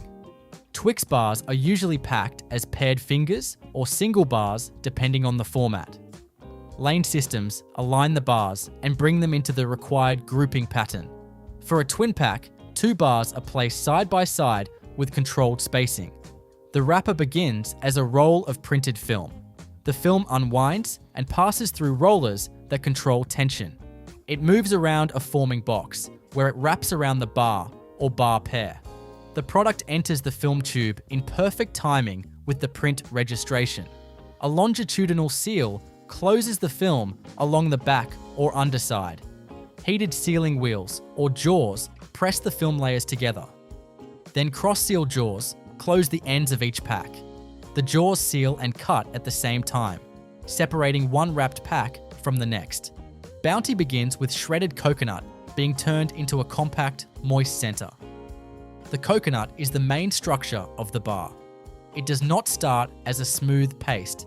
It starts as small white flakes with a fibrous texture. Each flake must be hydrated, sweetened, bound together, shaped into bars, covered with chocolate, cooled, wrapped, and packed without losing the soft coconut bite inside. The coconut arrives in dry, shredded form. It is stored in ingredient bins or bags before feeding into the mixing area. The flakes are light and irregular. Some pieces are longer, some are finer. The production system controls the blend, so the finished center has an even texture. Before mixing, the coconut may pass through screens. Oversized pieces are separated. Very fine dust can be reduced. The goal is not to make the coconut perfectly uniform, but to keep the texture consistent enough for forming. The center must hold together, but it still needs visible coconut fibers. A syrup phase is prepared separately. Sugar, glucose syrup, water, and milk-based ingredients are measured into heated vessels. The liquid warms as agitators turn. The sugar dissolves into the water and syrup base. The mixture becomes glossy and smooth. This syrup is the binder. It gives the coconut center sweetness, moisture, and shape retention. It must be thick enough to hold the flakes together, but not so thick that it forms a hard candy texture. The final bar needs a soft pull when bitten, not a brittle snap. Fat ingredients are added into the warm syrup system. They help create a creamy texture and reduce dryness in the coconut mass. The warm liquid becomes richer and more opaque as the fat disperses. Mixing keeps the binder even so no area becomes greasy or thin. The syrup is cooked to a controlled solids level. Water evaporates as heat continues. The mixture thickens slightly. The factory does not rely on appearance alone. Temperature, time, and flow controls keep the binder within the correct range. The shredded coconut then enters a heavy-duty mixer. The dry flakes drop into the bowl or continuous mixing chamber. The warm binder is added gradually. The mixer turns slowly at first, folding syrup into the coconut. Then the paddles increase their work, pressing and lifting the mass. The texture changes quickly. Dry flakes become damp.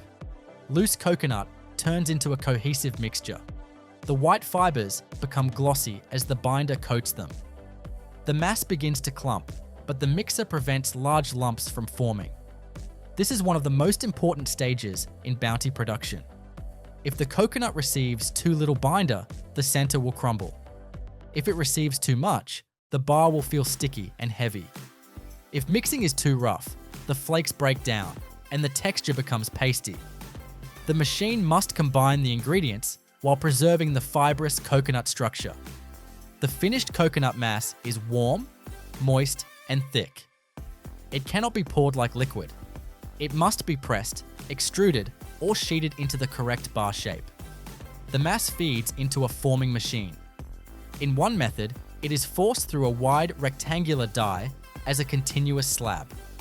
Rollers or belts control the height and width. The surface is leveled as the coconut sheet moves forward. The sheet must be dense enough to stay together, but not compressed so hard that the center loses its softness.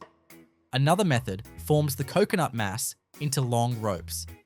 The mixture passes through shaped openings, producing continuous bars with rounded edges. The ropes move on conveyors while cutting blades divide them into individual lengths. The forming system gives the center its basic profile. A bounty center is not flat like a biscuit base. It is thick, soft, and slightly rounded. The shape matters because the chocolate coating must flow over it evenly. Sharp corners would make thin chocolate spots. Smooth edges help the shell cover the bar completely. After forming, the coconut centers move into a cooling or setting section. Cool air firms the binder. The bars become easier to handle. The center does not become hard. It simply gains enough structure to survive transfer, spacing, and chocolate coating. The bars pass through alignment guides. They must travel in straight lanes with equal gaps. Uneven spacing would cause problems in the enrober. Two bars touching each other could become stuck together by chocolate. A bar out of position could miss part of the coating curtain. Chocolate preparation runs separately from the coconut line. Cocoa ingredients, sugar, milk powder for milk. Chocolate versions, cocoa butter, and other fats are combined into a chocolate mass. The ingredients are mixed until they form a thick paste. This paste passes through refining rollers that grind the sugar and cocoa particles down to a fine size. Refining changes the texture from gritty to smooth. The refined chocolate then moves into conching equipment. Large mixing arms or rollers work the chocolate for a controlled period. The mass becomes smoother and more fluid as fat coats the dry particles. Heat and movement develop the final flow behavior needed for coating. Before the chocolate can cover the coconut bars, it must be tempered. Tempering controls the cocoa butter crystals. The chocolate is cooled, stirred, and gently warmed through a precise sequence. This creates stable crystals that allow the shell to set firm, smooth, and glossy. The tempered chocolate is pumped to the enrober. The coconut centers approach on a wire mesh belt. The belt carries them beneath a falling curtain of chocolate. As each center passes through the curtain, chocolate pours over the top and runs down the sides. At the same time, chocolate coats the underside. The mesh belt allows chocolate to rise or be applied from below, so the coconut center is sealed all around. Excess chocolate drains through the belt and returns to the circulation system. The coating is not finished immediately after the curtain. The bars pass under controlled air blowers. These blowers remove excess chocolate and smooth the shell. They also help define the final coating thickness. The airflow must be strong enough to even the surface, but not so strong that it exposes coconut. The soft shape of the coconut center affects how the chocolate moves. The coating flows more easily over rounded sides than over sharp corners. It gathers slightly at the base before excess drains away. The wire belt supports the bar while leaving only fine contact marks underneath.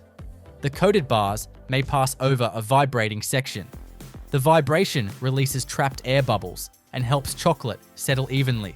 Small ripples smooth out as the bar continues forward. The shell becomes continuous around the coconut core. Some bounty formats are twin bars. In those lines, centers may be formed and coated as individual fingers, then later paired inside the wrapper. The spacing system keeps the fingers separated until the wrapping stage. Each piece must have its own complete chocolate shell before pairing. The coated bars enter a cooling tunnel. Chilled air flows around them as they move slowly through the enclosed space. The chocolate begins to crystallize. The liquid shine becomes a firmer surface. The shell sets without melting the coconut center or drawing moisture outward. Cooling must be balanced. If the tunnel is too cold, chocolate can contract too sharply and crack. If cooling is too slow, the bars may mark or deform before wrapping. The line controls air temperature, humidity, belt speed, and residence time. Roasted peanuts drop into a glossy caramel stream and turn it from a smooth ribbon into a textured, heavy layer. The caramel is warm, thick, and flowing slowly through a jacketed depositor. The peanuts enter at a controlled rate, so the layer has even distribution from edge to edge. Each piece becomes coated by caramel as the mixture folds through a short mixing section. The result is not a loose nut topping. It is a dense peanut caramel mass that will become the upper layer of a Snickers bar. The peanuts are prepared before they reach this point. Raw peanuts are cleaned, sized, roasted, cooled, and screened. Roasting drives off moisture and develops the nut texture. The hot peanuts pass through cooling air, so they become stable before mixing with caramel. Skins, fragments, and undersized pieces are removed, leaving a controlled peanut stream for the bar layer. The caramel begins separately in heated kettles or continuous cookers. Sugar, glucose syrup, milk ingredients, fat, and water are blended under heat. The mixture starts pale and fluid. As water evaporates, it thickens and darkens. The sugars concentrate, and the milk components help form the caramel color, and cooked flavor. The caramel must be cooked to the correct body. If it is too thin, peanuts sink or spread unevenly. If it is too stiff, it will not deposit cleanly onto the nougat. The finished caramel needs to stretch during the bite, while still holding the peanut pieces in place. After cooking, the caramel moves through temperature-controlled piping. It stays warm enough to pump, but cool enough not to melt the layer beneath it. The roasted peanuts join the caramel just before depositing, so they remain separate, coated, and evenly suspended. The lower layer of a Snickers bar is nougat. Nougat starts with a cooked sugar syrup. Sugar, glucose syrup, and water are heated until the mixture reaches a high solids level. As moisture leaves, the syrup becomes thicker and more elastic. Temperature and concentration control the chew of the finished nougat. A separate aerated base is prepared in a heavy mixer. Egg albumin, or another whipping component, is hydrated and beaten until it can hold air. Hot syrup streams into this foam while the mixer turns. The heat stabilizes the foam, and the syrup strengthens it into a chewy mass. The mixture lightens as air is trapped inside.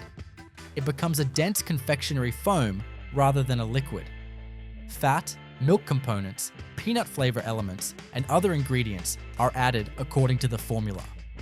The mixer folds them in without collapsing the internal bubbles. The nougat must be soft, but not weak. It has to support the heavy peanut caramel layer above it and survive cutting later. If it is under-aerated, the bar becomes dense. If it is over-aerated, it can compress or separate under the caramel. The finished nougat leaves the mixer as a warm, elastic mass. It is transferred to a forming line. Rollers and spreading heads shape it into a wide, even sheet. Side guides keep the slab width controlled. The thickness is adjusted by calibrated rollers. The nougat sheet enters a cooling section. Cool air firms the surface and stabilizes the structure. The inside remains chewy, but the sheet becomes strong enough to carry the next layer. The peanut caramel mass now meets the nougat sheet. A wide depositor lays the warm mixture across the moving nougat. The caramel flows around the peanuts and spreads into a continuous band. Leveling equipment controls the height of the layer, so the finished bar has the right balance of nougat, caramel, and peanuts. The slab is now 2 layers moving as one. The bottom is pale, soft nougat. The top is darker caramel packed with roasted peanuts. The contrast in density is clear. The upper layer is heavier and more irregular. The lower layer is smoother and more aerated. The combined slab passes through cooling and setting. The caramel becomes less fluid. The nougat holds its shape. The peanuts lock into the caramel network. The slab must become firm enough for cutting while still remaining chewy inside. Cutting begins with lengthwise slitting. Circular knives divide the wide slab into long ropes. Each rope has the same cross-section. Nougat on the bottom, peanut caramel on top. The knives must pass through peanuts without dragging the caramel across the nougat face. The ropes are separated slightly so they do not stick back together. They then pass under a cross-cutting blade. The blade cuts each rope into individual bar lengths. The cutting action must be clean and timed with the conveyor speed. A poorly timed cut could stretch caramel strings or compress the nougat. The newly cut centers are not finished. Their sides are exposed, showing nougat, caramel, and peanuts. They need a complete chocolate coating. Before coating, the centers may travel through a conditioning zone. Air brings the surface to the right temperature. If the center is too warm, chocolate can slide or thin out. If it is too cold, chocolate can set before it spreads evenly. Milk chocolate is prepared in a separate process. Cocoa ingredients, sugar, milk powder, cocoa butter, and fats are mixed into a thick chocolate mass. The mixture passes through refining rollers that reduce particle size. This turns the chocolate from coarse to smooth. The refined chocolate moves into conching equipment. Heavy arms or rollers work the chocolate for a controlled time. The fat spreads around sugar, milk, and cocoa particles. The chocolate becomes more fluid and uniform. Before enrobing, the chocolate is tempered. It is cooled and warmed in a controlled sequence so stable cocoa butter crystals form. Tempered chocolate sets into a firm shell with the correct surface and snap. The Snickers centers enter the enrober on a wire mesh belt. A curtain of tempered milk chocolate falls from above. Each center moves through the curtain and chocolate flows over the peanut caramel top, down the sides, and across the nougat edges. Chocolate is also applied to the underside through the mesh belt. Excess coating drains through the belt and returns to the circulation system. The bar is now fully surrounded, but the shell still needs smoothing. Air blowers remove extra chocolate from the top and sides. The airflow controls coating thickness and rounds the bar's edges. It must not expose peanuts or leave thin spots. A vibrating section helps trapped air bubbles rise out of the coating and smooths the surface. The coated bars enter a cooling tunnel. Chilled air flows around them as they move forward. The chocolate changes from liquid to solid.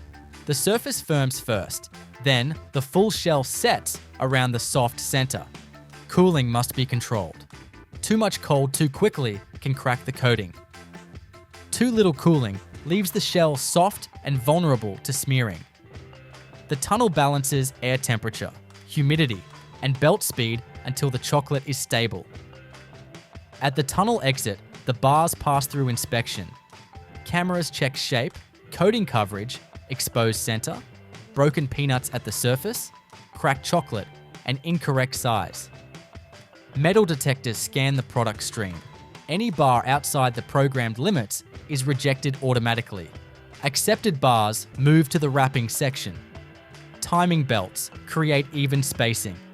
The bars align lengthwise before entering the flow wrapper. Printed film unwinds from a large roll. Tension rollers control its movement. Registration sensors read printed marks and synchronize the graphics with each bar. The film folds around the chocolate-coated bar through a forming box. A longitudinal seal closes along the underside or back of the wrapper. Heated sealing wheels press the film layers together. Cross-seal jaws close the front and back of each pack, sealing and cutting one wrapped bar from the next. The wrapped bars pass through check weighers. A missing, broken, or incorrect bar causes the pack to fall outside the target range. Vision systems inspect seal quality, wrapper alignment, date code position, and print registration. Defective packs are removed from the line. A coding printer applies production information to the wrapper or outer package while the pack moves at high speed. The code is small and sharp, placed in a consistent location. M&Ms begin to look finished inside a rotating coating pan where plain chocolate centers slowly disappear beneath thin layers of colored sugar shell. The centers enter the pan as small, rounded pieces. They are not bright yet. They are smooth, brown, and fragile enough to need careful movement. The pan turns at a controlled angle, lifting the centers up its inner wall and letting them roll back down in a constant circular flow. A syrup line sprays a fine layer of sugar solution over the tumbling centers. The liquid touches the chocolate surface and spreads in a thin film. Warm, dry air flows through the pan and removes moisture from that film. As the water evaporates, sugar remains behind as a hard layer. This step repeats many times. The shell is not formed in one heavy coating. It is built through dozens of small additions. Each syrup dose lands, spreads, dries, and hardens before the next one is added. The pieces grow slightly larger with every cycle. The early layers are usually plain sugar. They seal the chocolate center and create a firm base. Without this base, later color coatings would look uneven and could absorb into soft spots. The tumbling motion keeps the pieces separated while each layer sets. The coating pan must turn gently but continuously. If it turns too slowly, the pieces coat unevenly and stick together. If it turns too aggressively, the centers chip or flatten. The sound inside the pan changes as the shell grows. Soft chocolate pieces first move with a muted rolling sound. As the sugar shell hardens, the movement becomes sharper and more rattling. Before the shell is built, the chocolate centers are made in another part of the factory. Chocolate begins as a mixture of cocoa ingredients, sugar, milk powder, cocoa butter, and fats. These ingredients enter a mixing system and form a thick paste.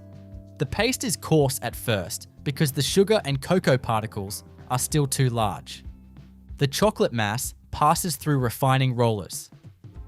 The rollers squeeze and grind the particles smaller. This step gives the chocolate a smoother texture. A gritty paste becomes a finer mass as it travels through the roller stack. The refined chocolate moves into conching equipment.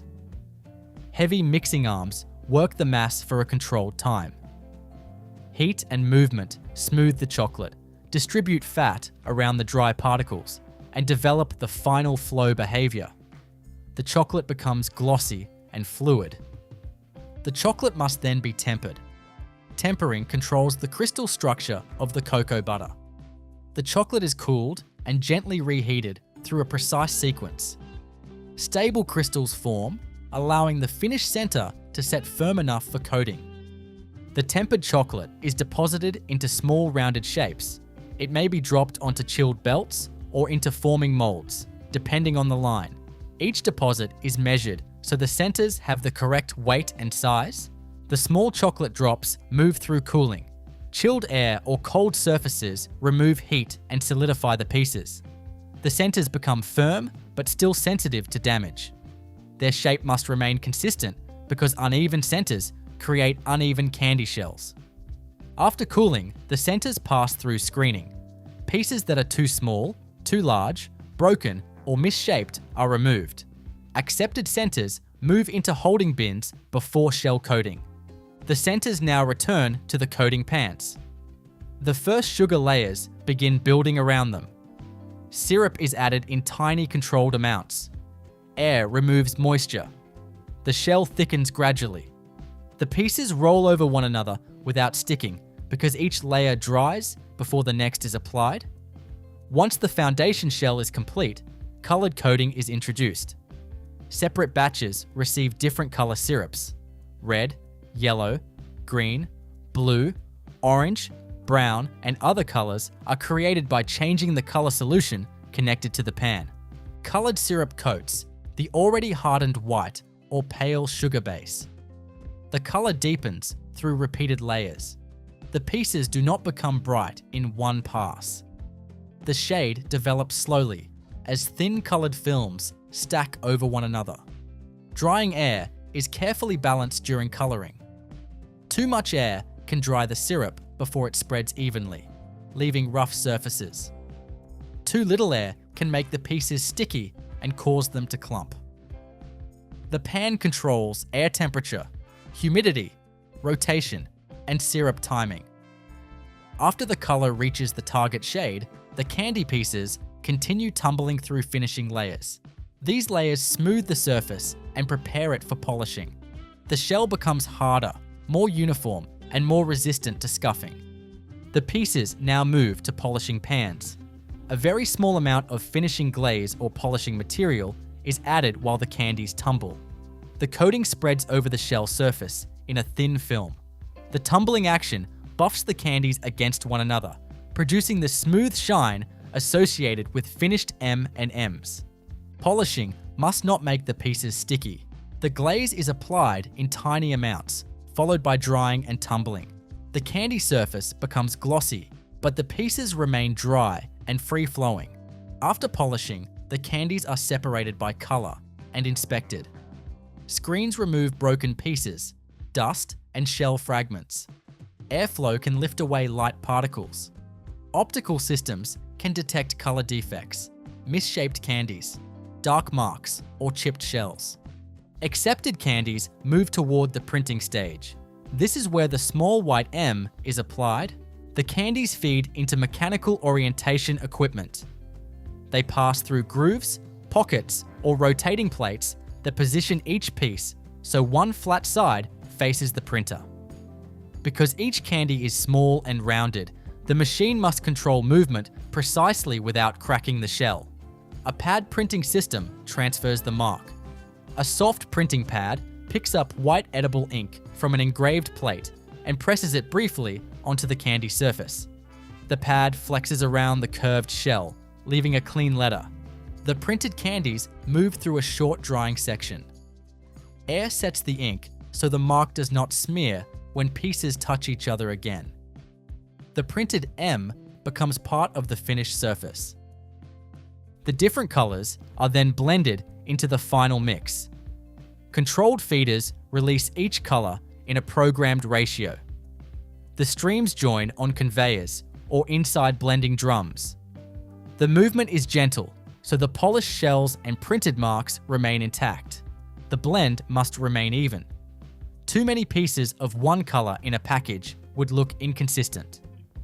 The feeders meter the color streams continuously, and the blending equipment folds them together until the mix has the correct distribution.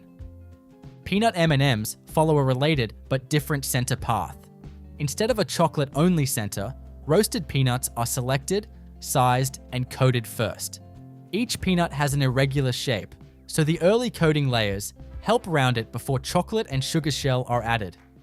The peanuts pass through roasting and cooling before coating.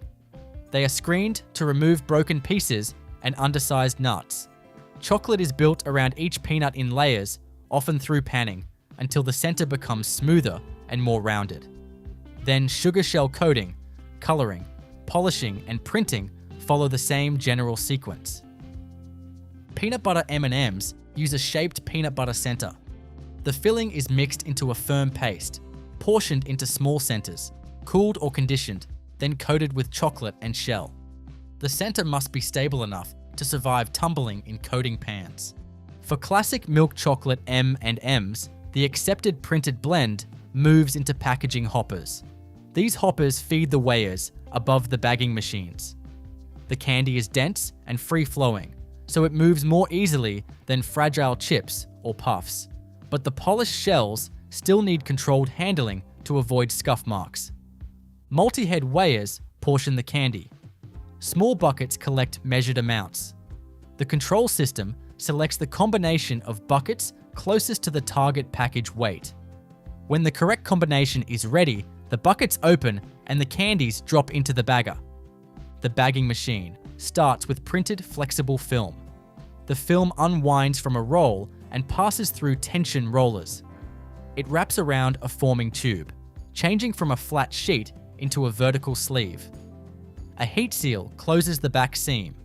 The weighed M&Ms drop through the forming tube into the open bag. Horizontal sealing jaws close above and below the product.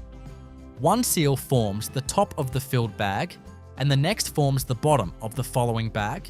A cutter separates each package from the film web. The sealed bag passes through check weighing. A bag outside the weight range is rejected. Vision systems check seal quality, print alignment, code position, and package shape. Coding equipment applies production information to the bag while it moves along the conveyor. Reese's peanut butter cups begin with peanuts being roasted until their raw firmness turns into a brittle, aromatic center ingredient. The peanuts move through cleaning and sizing equipment first. Screens separate small fragments, dust, and oversized pieces. Airflow removes light skins and loose material. The accepted peanuts continue as an even stream toward the roaster. Inside the roaster, hot air passes around the nuts while they move through the heating chamber. Moisture leaves the peanuts. Their texture becomes drier and more fragile. The color deepens slightly, and the internal oils become easier to release during grinding. The roasted peanuts exit hot and immediately pass into cooling. Air pulls heat away so the nuts stop roasting at the intended point. If they stayed hot too long, the flavor and color would continue changing. The cooled peanuts then move through another screening stage to remove broken material and remaining skins. The prepared peanuts enter grinding equipment. Rotating plates, stones, or rollers crush them into smaller particles. At first, the peanuts break into coarse pieces. Continued grinding releases peanut oil and turns the fragments into a thick paste. The paste becomes smoother as the particles are reduced. This peanut paste is not yet the Reese's filling. It is only the base. The finished center needs a dry, sweet, slightly grainy texture that holds its shape inside the chocolate shell. The peanut paste moves into a heavy mixer. Fine sugar is added in controlled amounts. Salt follows. Other formula ingredients are added to adjust texture, sweetness, and flow. The mixer arms fold the dry ingredients into the paste. The mass thickens as sugar disperses through the peanut fat. The filling becomes firm but workable.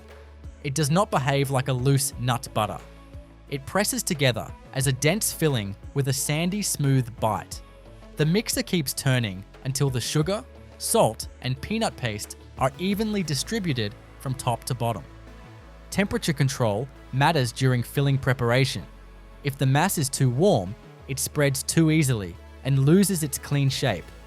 If it is too cool, it becomes difficult to deposit. The filling is conditioned until it can be metered in precise portions. While the filling is prepared, chocolate moves through a separate system. Milk chocolate begins as a mixture of cocoa ingredients, sugar, milk components, cocoa butter, and fats. These ingredients are blended into a thick chocolate mass. The mixture is coarse at first, so it passes through refining rollers. The rollers reduce the size of sugar and cocoa particles until the chocolate becomes smooth. The refined chocolate moves into conching equipment. Heavy mixing arms work the chocolate under controlled heat. The mass becomes more fluid as fat coats the dry particles. The texture smooths out, and the chocolate develops the flow needed for depositing into paper cups. Before use, the chocolate is tempered. It is cooled and gently reheated through a specific temperature path. This controls the cocoa butter crystals. Properly tempered chocolate sets into a firm shell with a stable surface and clean bite. The chocolate is now ready to meet the paper liners. Stacks of fluted paper cups feed into a cup placing machine. The feeder separates one liner at a time and drops it into a metal or plastic pocket on a moving belt. Each pocket holds the liner open and supports its ridged sides. Rows of empty cups travel beneath the first chocolate depositor. Heated lines keep the tempered chocolate fluid as it reaches the nozzles. The depositor releases a measured amount into the bottom of each paper cup. The chocolate spreads outward from the center. It flows into the ridges of the liner and begins forming the bottom of the cup. A vibrating section shakes the tray gently, removing trapped air and helping the chocolate level. The line may use a spreading motion to push chocolate slightly up the sides.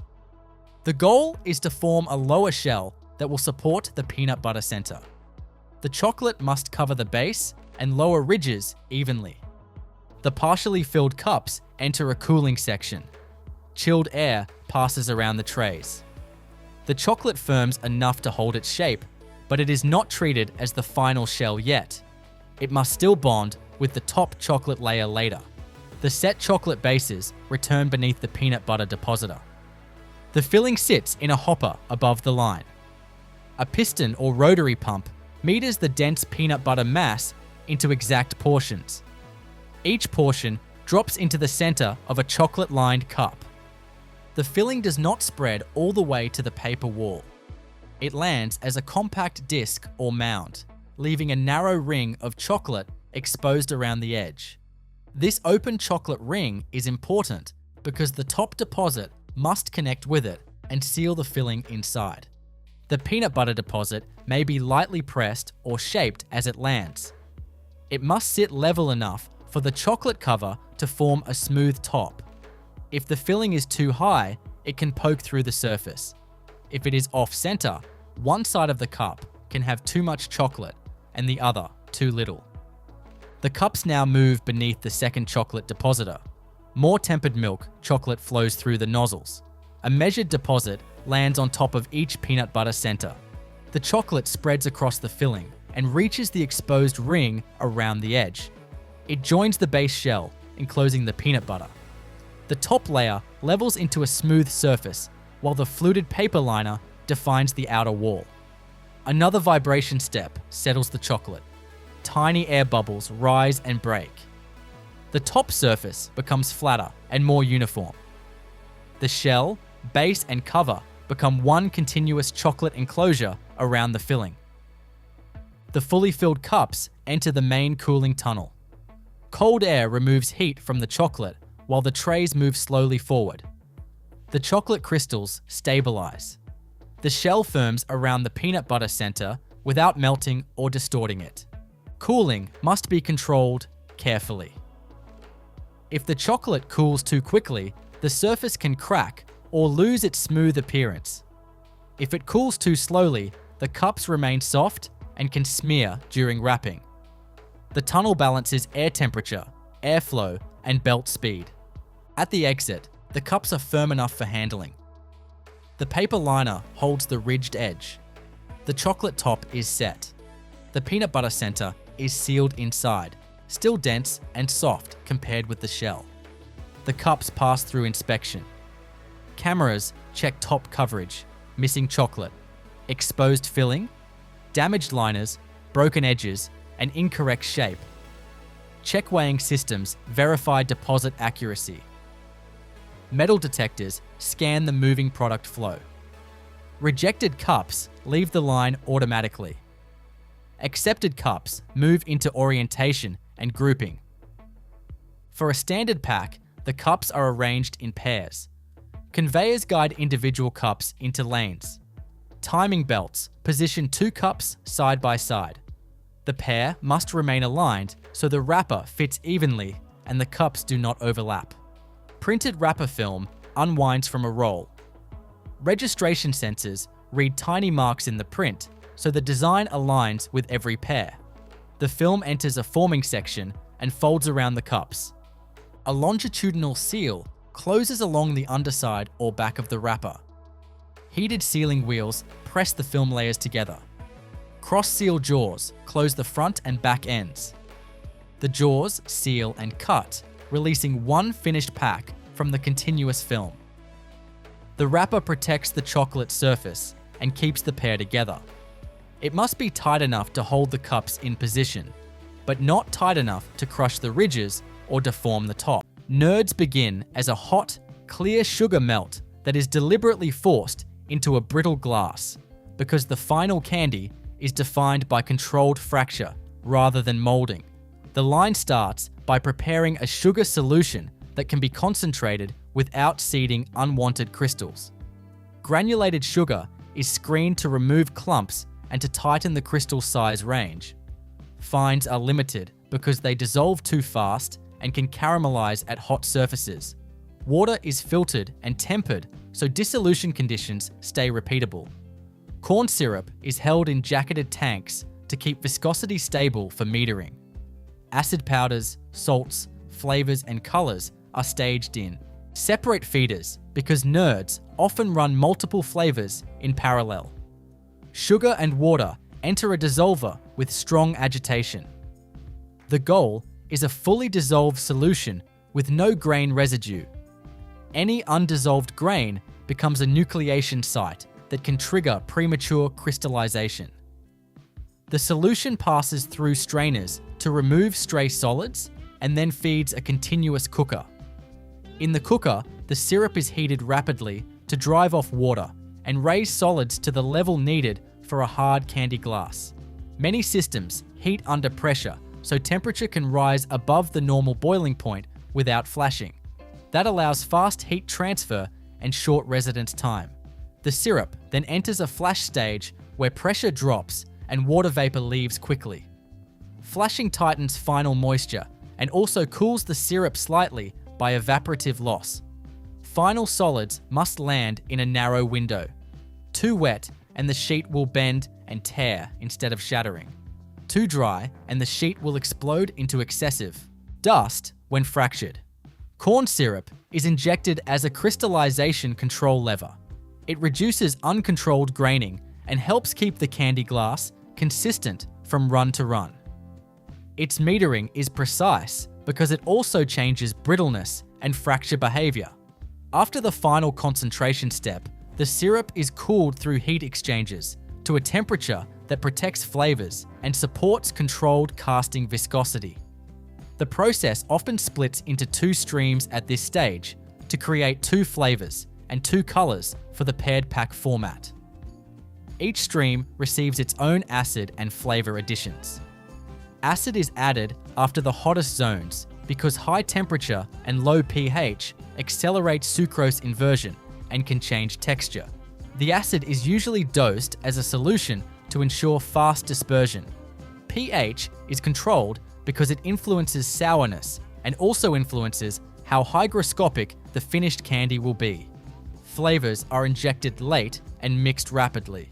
Oil-based flavors are emulsified or carried so they will disperse evenly. Color solutions are filtered and then metered into each stream. Uniform color matters because nerds are small and translucent and any streaking is visible. Static mixers fold the flow repeatedly to eliminate bands before casting.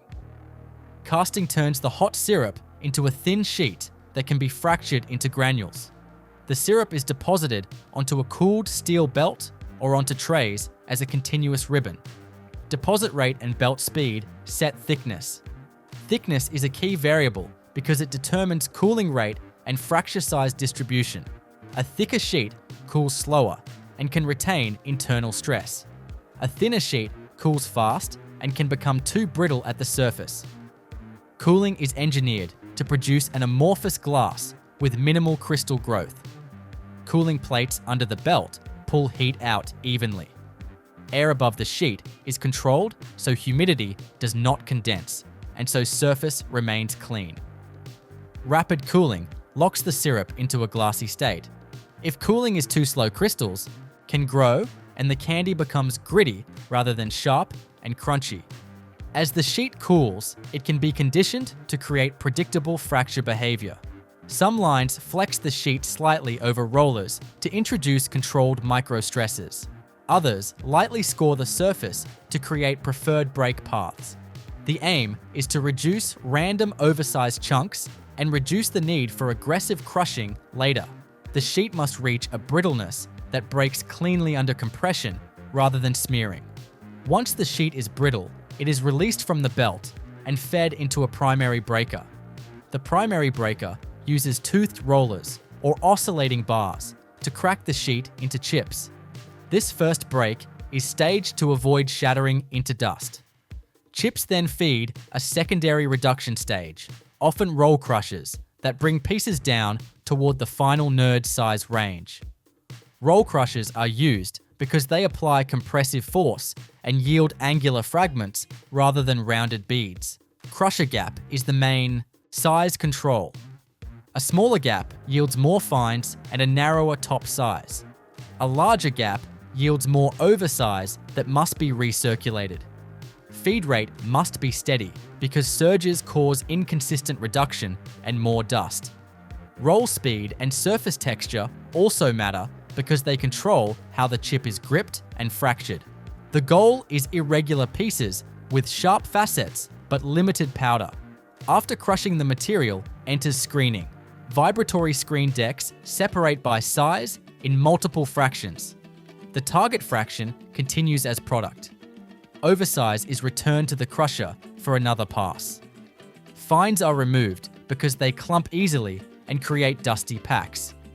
Fines can be used as controlled recycle seed in some systems, but only in small ratios because they raise cohesion and reduce free flow. Because nerds often come in two distinct colors, each stream is processed separately through crushing and screening. This keeps recycle loops color pure and prevents shade drift. It also allows each stream to be tuned for its own brittleness because acid and flavor loads can shift glass strength. If one flavor tends to shatter more, the crusher gap can be opened slightly for that stream while keeping the other tighter. Conditioning follows sizing. Even though the candy is glassy, it can hold slight moisture gradients from casting and cooling. Conditioning allows moisture to equalize inside each granule. This stabilizes crunch and reduces caking risk. Conditioning bins use controlled dry air so the product does not absorb humidity. Humidity control is critical because hard candy surfaces can become tacky when water activity rises. Tack leads to clumping and also to color transfer between pieces. A light finishing step can be applied to improve flow. Anti-caking agents can be dusted at very low levels in a tumbler. The purpose is to reduce surface adhesion points and to improve hopper flow. Application must be uniform because local over-application changes mouthfeel and creates visible dust. After tumbling, the product can be aspirated lightly to remove excess loose powder. For versions that emphasize a stronger sour burst, some sourness can be placed at the surface rather than only in the body. This is done by misting a very small amount of binder and then applying an acid sugar blend. The binder must be extremely light so it does not dissolve the glass surface. The acid blend adheres, and then the product is dried quickly to set. This creates a fast sour hit at the tongue because surface acids dissolve first. If the product format requires blending the two flavors, blending is performed after each stream has been sized and conditioned. Gravimetric feeders meter each color stream into a blender at the target ratio. The blender uses gentle paddles, so it mixes without grinding. Over-mixing would generate fines by abrasion. The blending time is therefore short, and the geometry is chosen to fold the streams rather than shear them. Before packaging, the blended product is screened again to remove any fragments created in blending and conveying. This final screen improves pack cleanliness and improves weigher accuracy. Metal detection can be placed at this stage because product flow is stable and pieces are dry. Packaging begins with controlled feeding into weighers. Multi-head weighers are common because they can combine multiple small hopper dumps to reach target weight quickly. Consistent flow into the weigher depends on low fines and low humidity. Hopper walls are steep and surfaces are low friction. Vibration is used sparingly because vibration can create abrasion dust. For bag formats, the weighed portion drops into a vertical form fill-seal machine. Film is formed into a tube and sealed longitudinally. The portion drops through a funnel and settles. Transverse seals close the bag above and below the portion. Seal timing must keep granules away from the seal jaws. Dust management is important because sugar dust in the seal area can weaken the seal.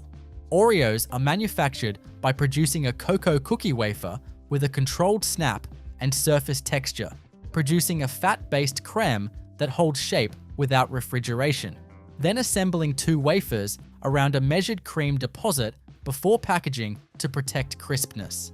The cookie wafer begins with flour and cocoa handling because particle size and moisture define dough behavior. Flour is sieved to remove lumps and to aerate it for consistent hydration. Cocoa powder is sifted because it compacts and forms clods that create dark streaks. Sugar is screened to control crystal size and reduce dust. Leavening and salt are weighed precisely because they drive spread and porosity. Fats are tempered to a plastic consistency so they cream evenly and do not separate during mixing. Water is tempered because dough temperature controls sheeting and bake spread. Mixing starts by building a fat-sugar phase that controls texture. Fat and sugar enter a mixer and are creamed until sugar. Crystals are uniformly wetted and small air cells are incorporated.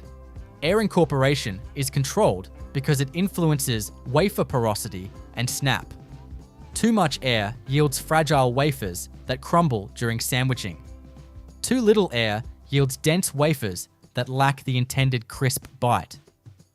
Salt and leavening can be added during creaming so they disperse evenly through the fat phase. Water is introduced next in a controlled stream. The water level is set to produce a dough that sheets cleanly without sticking. Water also activates leavening and hydrates flour. Cocoa powder and flour enter after water, so they are hydrated evenly. Mixing energy is reduced during flour addition to limit gluten development. Excess gluten makes wafers tough and increases shrink during baking. The endpoint is a cohesive dough that is uniform in color with no dry pockets. The dough is then conditioned for forming.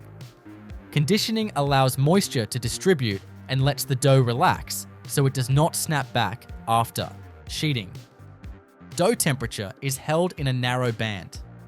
Warm dough becomes sticky and smears on rollers. Cold dough cracks and produces rough edges. The line uses controlled dwell time and jacketed hoppers to maintain stable dough temperature. Sheeting converts dough into a continuous band at a defined thickness.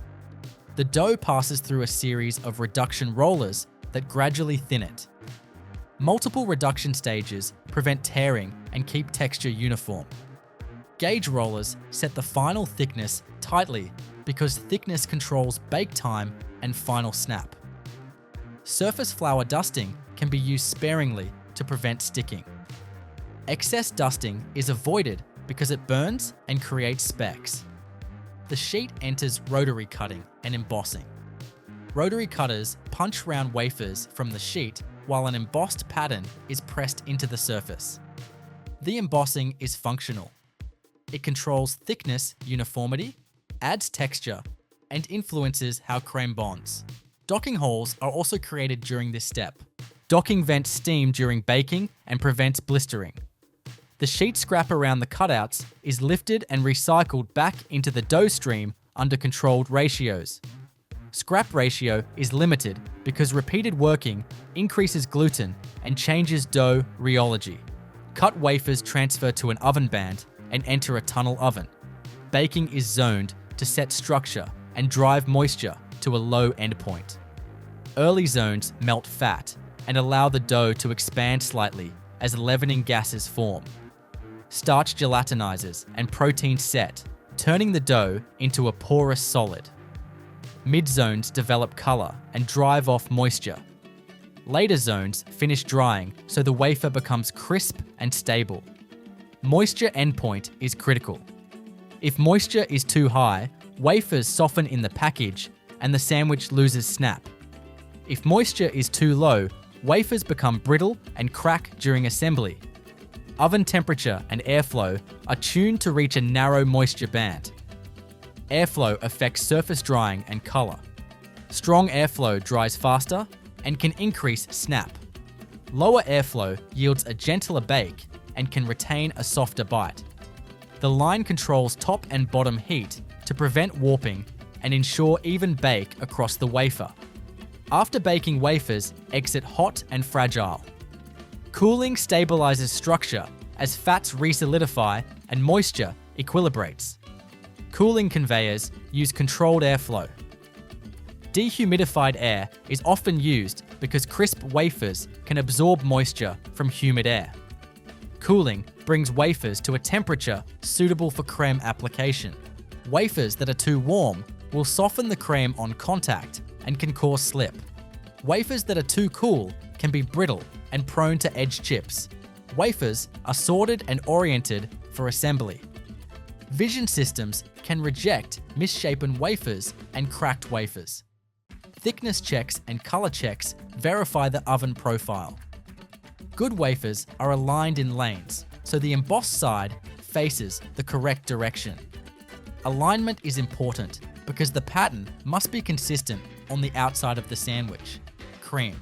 Manufacture runs as a separate stream because it is a fat-based system that must remain stable and non-gritty. The cream is built from sugar, fat, and emulsifiers plus flavor. Sugar is milled or selected to a fine particle size so the cream feels smooth. The fat base is prepared from vegetable fats that are melted and then cooled to a specific plastic state. Plastic state matters because it determines how the cream whips and how it holds shape. Cream mixing begins by blending fat and fine sugar under shear. The mixture transitions from dry and crumbly to smooth as fat coats sugar particles. Emulsifiers are added to reduce viscosity and improve spread. Flavor is added late so it remains strong. The creme is mixed until particle wetting is complete and the texture is uniform. Air can be incorporated in a controlled way to adjust density.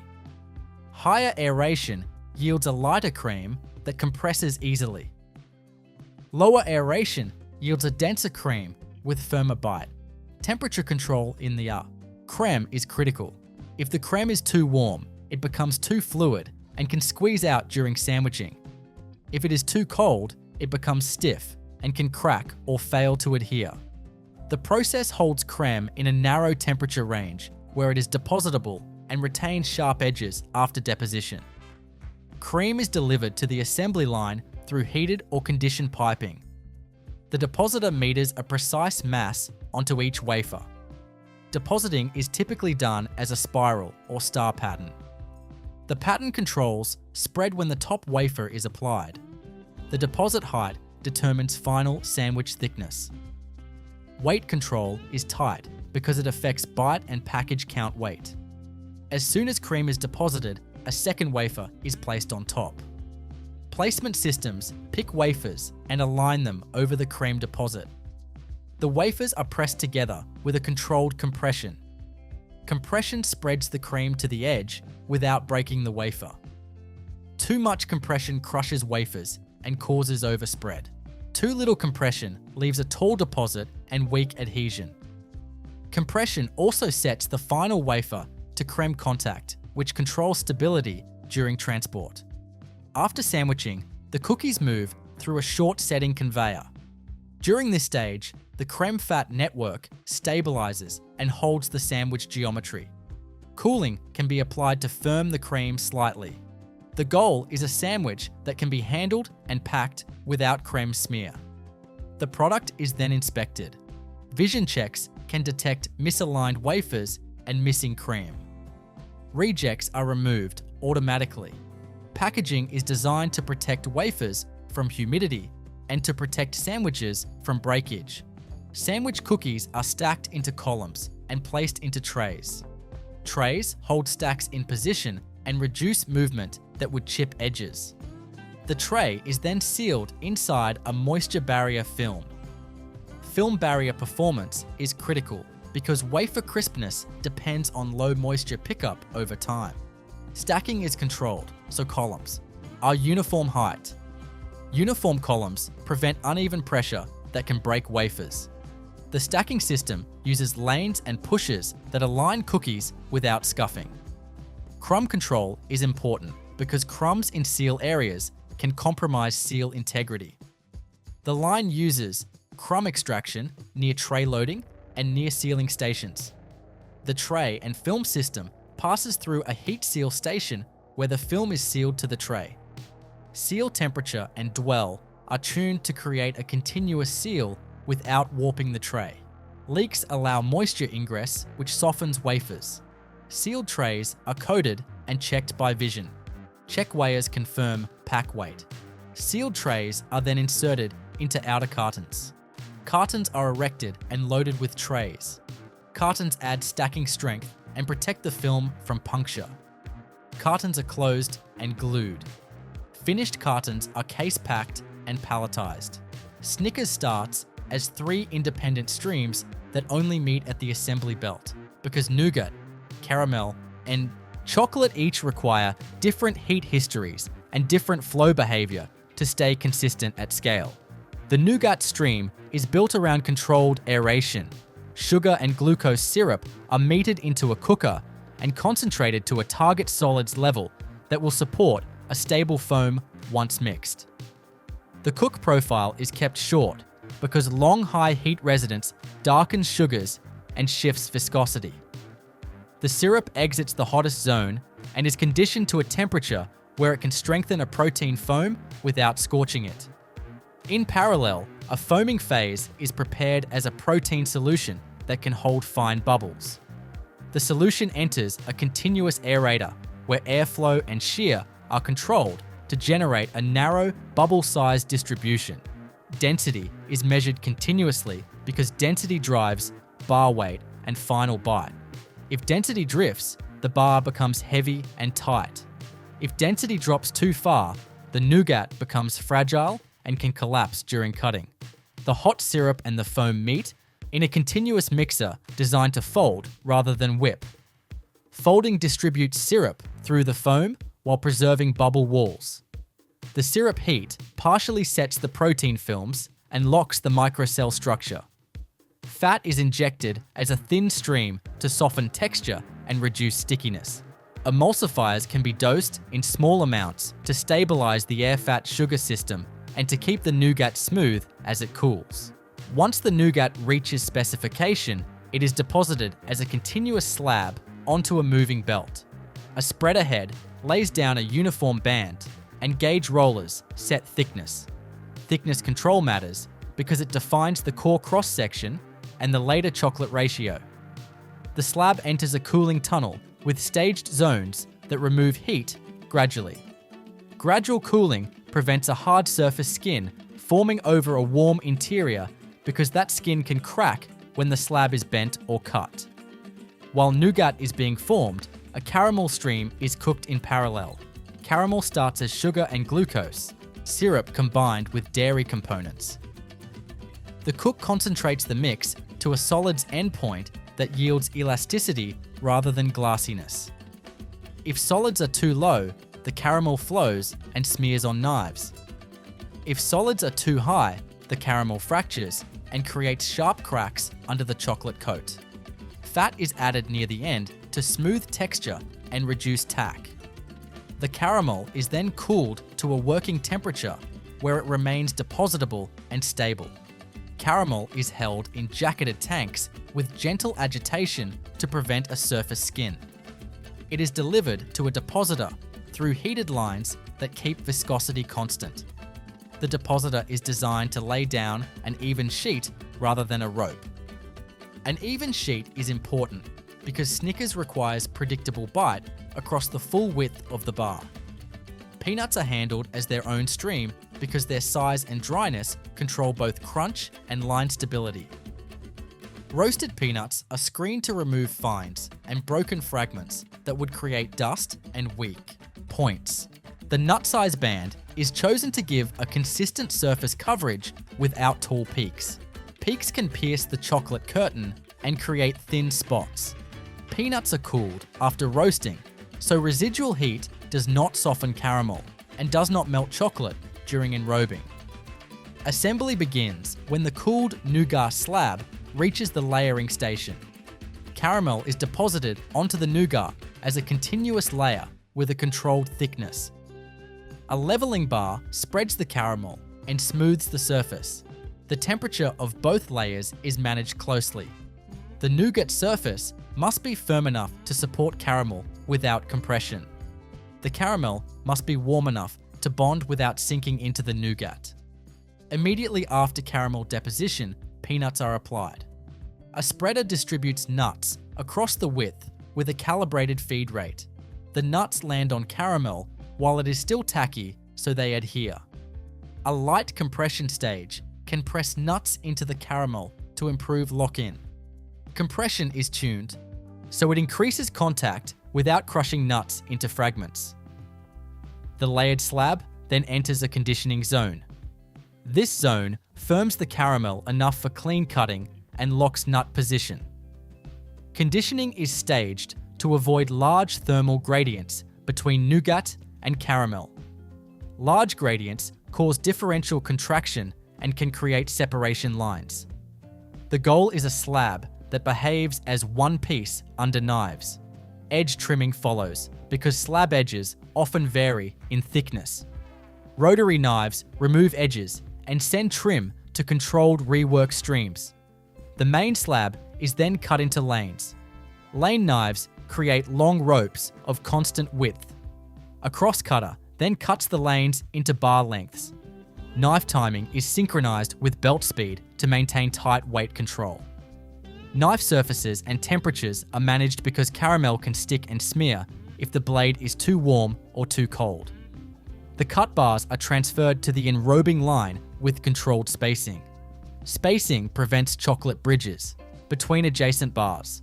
Transfer points minimize drop height because impact can dislodge nuts and can dent the nougat. A brief pre-chill can be used to firm the bar surfaces. Firmer surfaces improve chocolate coverage and reduce nut movement during curtain contact. Chocolate coating is prepared in a separate system where temper is the critical parameter. Chocolate is melted and filtered to remove unmelted particles. It is tempered in a continuous tempering unit that heats and cools in stages. The process builds stable seed crystals and then sets a working temperature that keeps viscosity steady. Viscosity matters because it defines curtain thickness and therefore coating weight. If viscosity drifts, the bars become heavy or exposed. Enrobing applies chocolate with a top curtain and a bottoming system. Bars pass through a chocolate waterfall that coats the top and sides. The underside is coated by a bottoming roller or a bath section that lays a uniform base. Excess chocolate drains through a wire belt. Air knives smooth the surface and control the thickness at edges and the foot at the base. Air knife settings are tuned so they remove excess without exposing nuts at corners. If a top pattern is used, a stringer drizzles thin lines across the wet surface. The pattern must be applied while the base coat is still tacky enough to bond. The bars then enter the cooling tunnel immediately, so the coat sets without slumping. Cooling is staged to protect chocolate crystal structure and to prevent cracks around nut peaks. The first zone sets the surface quickly, so the coat holds shape and locks nuts in place. Subsequent zones cool more gradually, so stable crystals grow without stress. Tunnel humidity is controlled to prevent condensation because condensation can create bloom and surface haze. Bars exit at a temperature that supports wrapping without scuffing. During cooling, the internal layers also stabilize. Nougat firms as its fat phase crystallizes and its bubble. Walls become more rigid. Caramel reaches its final elasticity and stops flowing at the interface. The chocolate coat becomes a barrier that slows moisture exchange and protects texture. Inspection follows cooling because surface defects are easier to detect when the coat is fully set. Vision systems check for exposed edges and bald spots and heavy feet. Weight checks verify that cutter control and coating control are stable. Metal detection can be placed before wrapping. Defective bars are diverted to rework. Rework is managed carefully because tempered chocolate cannot be recycled directly into tempered streams without remelting and retempering. Wrapping begins with steady bar spacing into a flow wrapper. Film is formed around each bar and sealed with heat and pressure. Sealed well and temperature are tuned to create strong seals without shrinking film onto the chocolate. Film tension is controlled to prevent scuffing. Code printing is applied for traceability. Wrapped bars can be collated into multi-packs or cartons. Collation uses lanes and gating, so bars group without impact. Cartons are erected and loaded and closed. Finished units are case-packed and palletized. Case patterns reduce movement that can abrade wrappers and stress seals. A high-volume Dunkin' Donuts line is built around delivering dough or batter to hot oil in the same condition every minute because frying fixes shape, crumb, and surface in seconds and leaves little opportunity to correct variation downstream. Ingredient conditioning starts the process. Flour is sieved to remove lumps and aerated for consistent hydration. Sugar is screened so crystal size stays stable and dissolves predictably in mixes. Salt and leavening are pre-blended, so distribution is uniform at low inclusion rates. Fats are tempered so their plasticity is consistent for dough systems or melted and cooled to a target temperature for batter systems. Eggs and dairy liquids are tempered because small temperature shifts change emulsion behavior and batter viscosity. Water temperature is selected to land the final dough or batter in a narrow temperature window. For yeast-raised donuts, the front end is a developed dough that must proof consistently. Flour enters a mixer and is hydrated with water and dairy liquids while yeast is dispersed early, so fermentation is uniform. Mixing begins slowly to hydrate without dusting, then increases speed to develop gluten. Gluten development is tuned to a target elasticity that can trap gas but still sheet cleanly. Fat is added after initial gluten formation, so it softens the network without blocking development. Eggs and emulsifiers are incorporated in a controlled sequence, so they form a stable dispersion inside the dough rather than separating into streaks. Dough temperature is managed as a primary control variable. Mixing friction generates heat, so water temperature and mix time are adjusted to reach a target dough exit temperature. That exit temperature controls dough stiffness and yeast activity. The dough then enters a timed rest, where moisture equalizes and gluten relaxes. Relaxation reduces snapback in sheeting and improves cut accuracy, while early fermentation begins creating fine gas cells without fully expanding the dough. The rested dough feeds a divider and sheeter. Dividing stabilizes feed rate into rollers, so thickness remains steady across time. Sheeting reduces thickness through several roller gaps rather than one large reduction to avoid stress lines that later become weak points in the fryer. Gauge rollers lock the final sheet thickness, which becomes a main determinant of donut weight and final crumb thickness. Rotary cutters punch rings at line speed, cutting an outer diameter and removing the center plug. Cutter sharpness matters because dull edges compress the dough and create ragged rims that absorb more oil and brown unevenly. Scrap around the cutouts is lifted and returned to the dough stream at controlled ratios, because high scrap ratios increase working and shift gluten development. Cut rings move into proofing, where the dough expands to near final volume. Proofing is run at controlled temperature and humidity. Temperature sets yeast gas production rate, and humidity prevents a dry skin that would restrict expansion and cause blowouts. Proof time is tuned to reach a target volume and cell structure. Underproof yields dense donuts with limited lift. Overproof yields fragile donuts that collapse when moved or flipped in oil. For cake-style donuts, the line works with a chemically leavened batter rather than a fermented dough, so the objective is minimal gluten with uniform leavening dispersion. Dry ingredients are pre-blended, so chemical leavening and salt are evenly distributed. Liquid ingredients are blended separately, so eggs and fats emulsify before meeting flour. The streams combine and mix only long enough to hydrate flour and remove lumps, because overmixing develops gluten and produces tough donuts with irregular cracking. Batter temperature is held tightly because viscosity must remain stable for depositing. If batter is too thin, it spreads and loses ring definition when it hits oil.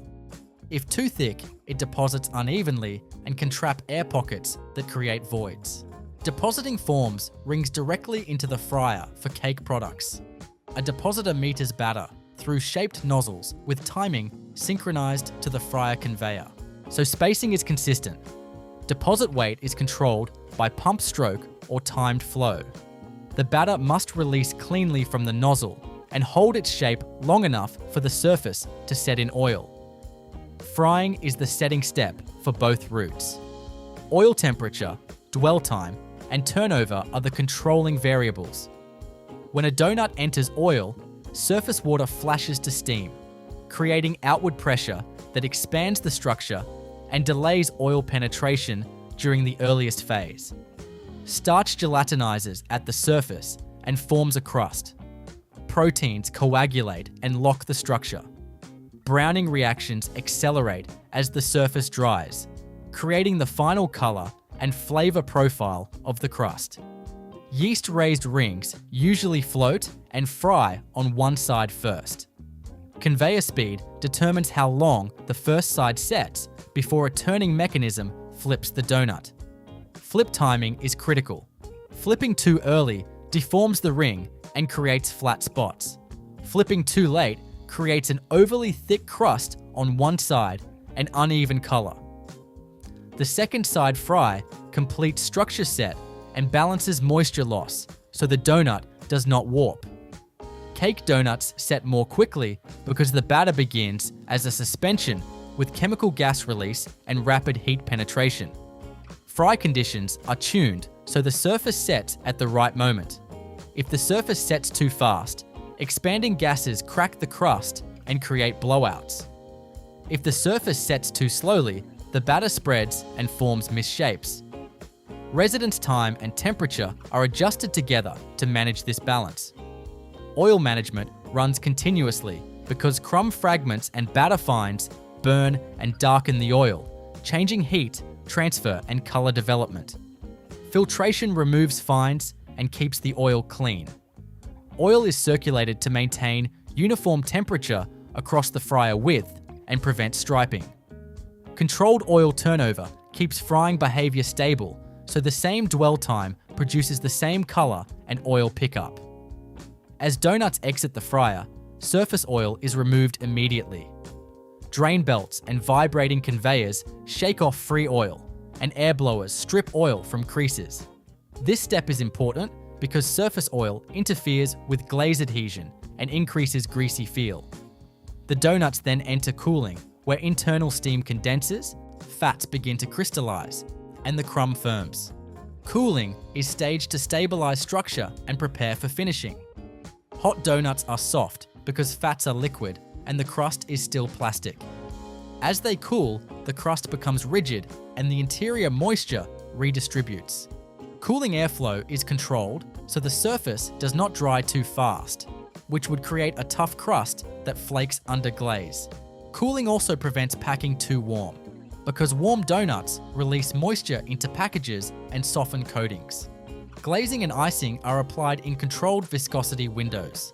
A classic sugar glaze is mixed to a defined solids level and held warm enough to flow as a thin film. Donuts pass under a glaze curtain or are dipped, and the excess drains as they travel on a setting conveyor. As water evaporates, the glaze crystallizes into a smooth shell. Chocolate or fat-based icings are heated to a target flow temperature and applied by curtain or dipping, then set by cooling so the fat network solidifies without cracking. Powdered sugar or cinnamon sugar finishes are applied while the donut surface still has slight warmth and tack. The donuts pass through a shower or drum that distributes powder evenly, and screens recover excess. Toppings are applied during the short tack window before coating set. Feeders meter sprinkles or nut pieces at a rate synchronized to belt speed, so coverage stays uniform without clumps. Filled donuts at an injection step after cooling reaches a firm but pliable state. Fillings are prepared to a pumpable viscosity that holds shape without leaking. Multi-needle injectors penetrate at controlled depth, and piston strokes deliver consistent doses. Needle retraction timing is coordinated to reduce backflow and surface smearing. If a side fill format is used, a controlled slit is cut, and a nozzle deposits filling into the pocket. Then the product passes through a brief set zone so the filling surface stabilizes. Packaging is designed around protecting finishes and managing moisture exchange. Donuts intended to stay soft use barrier materials that reduce moisture loss. Donuts with a crisp shell need packs that prevent moisture gain that would soften crust and glaze. Cartons and clamshells protect toppings from abrasion and reduce contact marks, while flow wrap provides strong moisture control but requires the surface to be fully set to avoid smearing. Seal temperature and dwell are tuned so seals close without heating the donut enough to soften coatings. A Chick-fil-A style breaded chicken fillet is produced by turning trimmed poultry breast into uniform portions, conditioning the meat so it stays juicy after cooking, applying a controlled flour and batter system that bonds tightly, setting the coating quickly in hot oil, then chilling and packaging so every fillet reheats with the same crust and bite. Production starts with raw poultry arriving chilled and moving into size reduction and standardization. Breast meat is trimmed to remove thin tails and ragged edges that would overcook and create hard spots. The trimmed pieces are sorted by weight band, so the forming line can hold a tight portion range. Consistent portion mass is a core control because fry time and internal temperature rise rate depend on thickness. The meat is then conditioned to stabilize moisture, retention, and texture.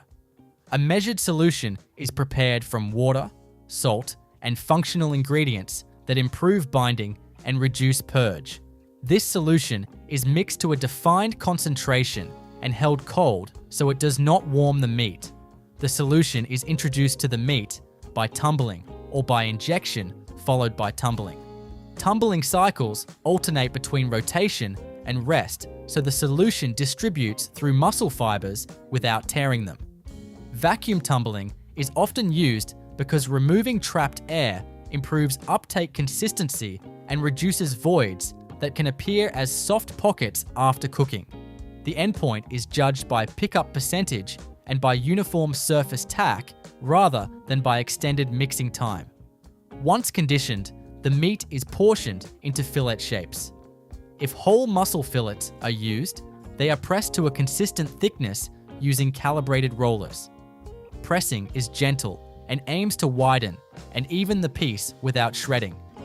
Thickness control matters because a thick center can remain undercooked when the crust looks done. If formed fillets are used, the meat is ground coarsely and then shaped in a forming machine. But a classic sandwich fillet format typically relies on whole muscle thickness control rather than full comminution. After shaping, the fillets pass through a brief chill stage. Chilling firms the surface proteins and improves handling so the pieces do not smear when they enter the coating system.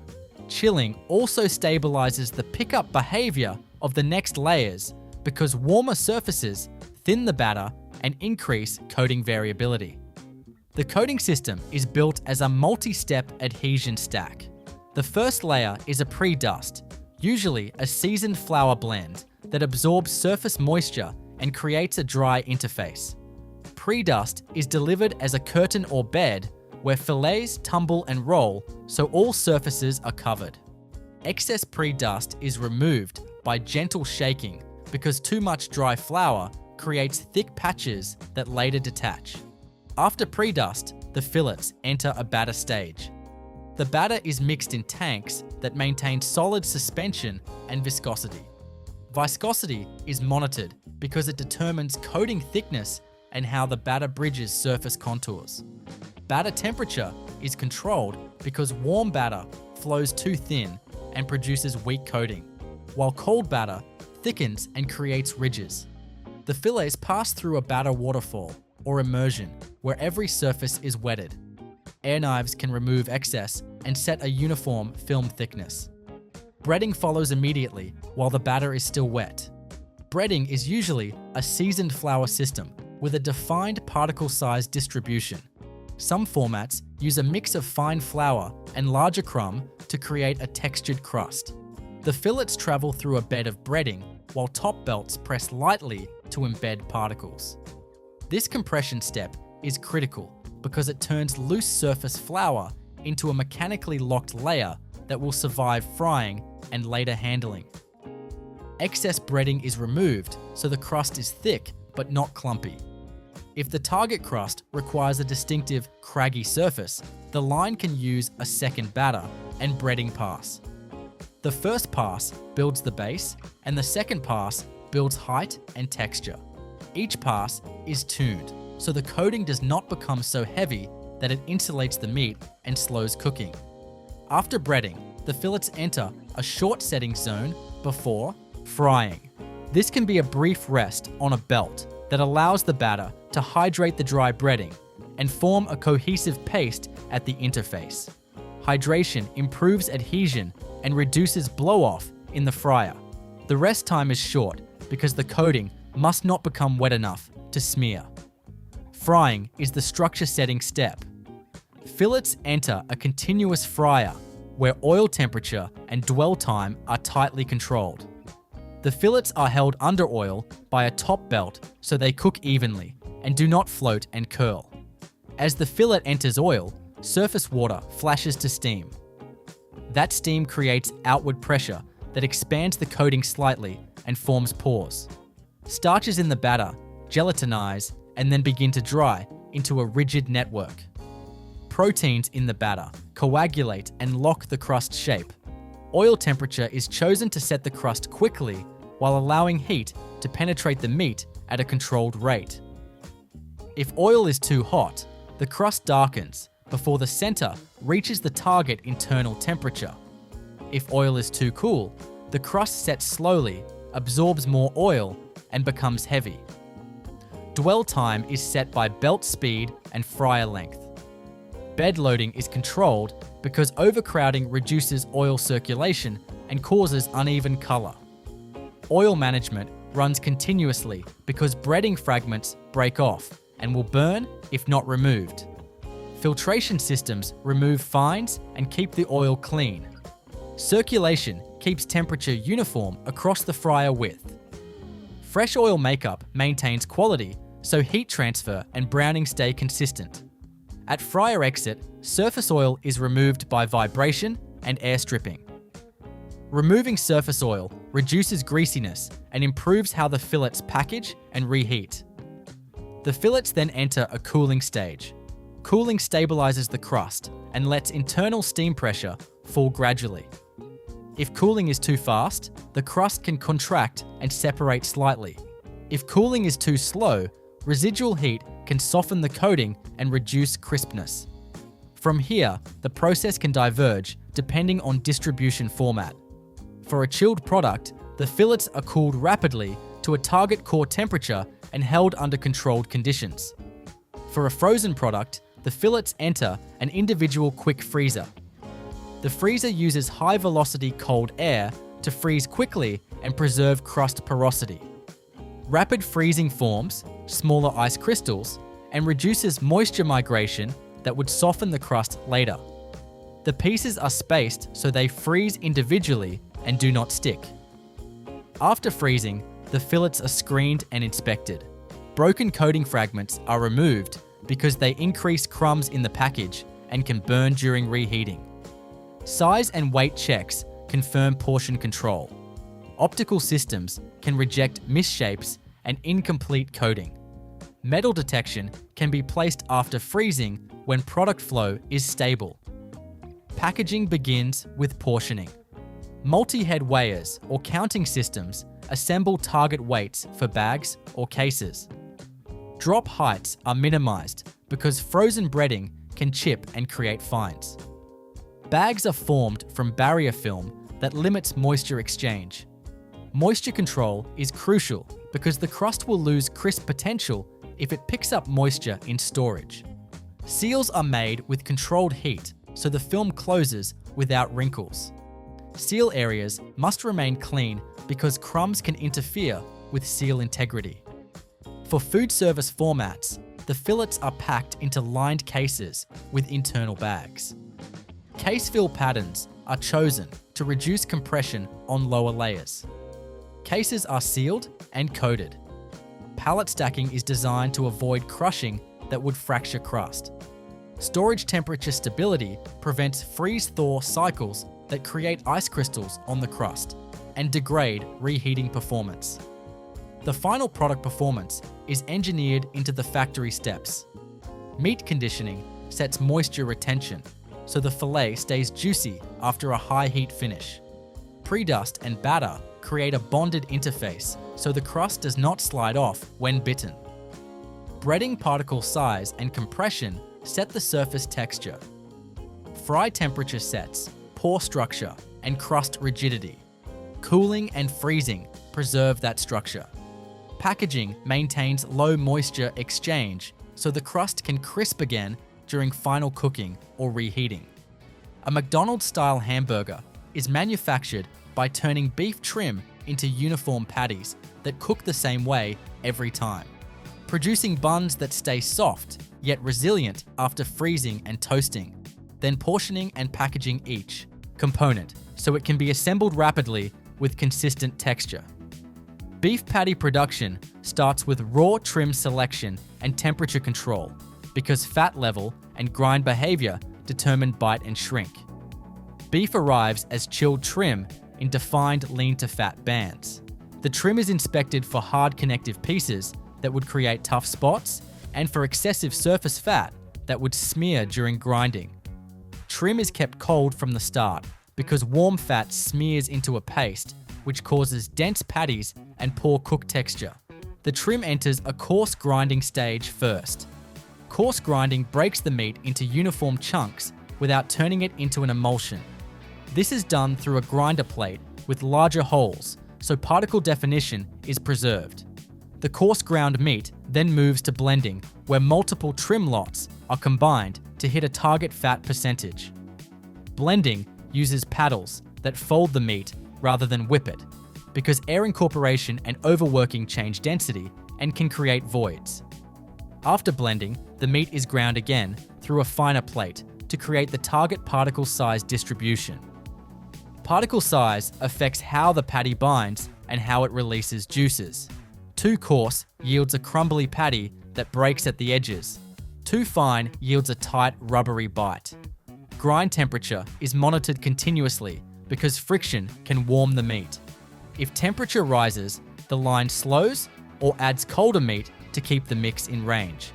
The blended grind is moved quickly to forming.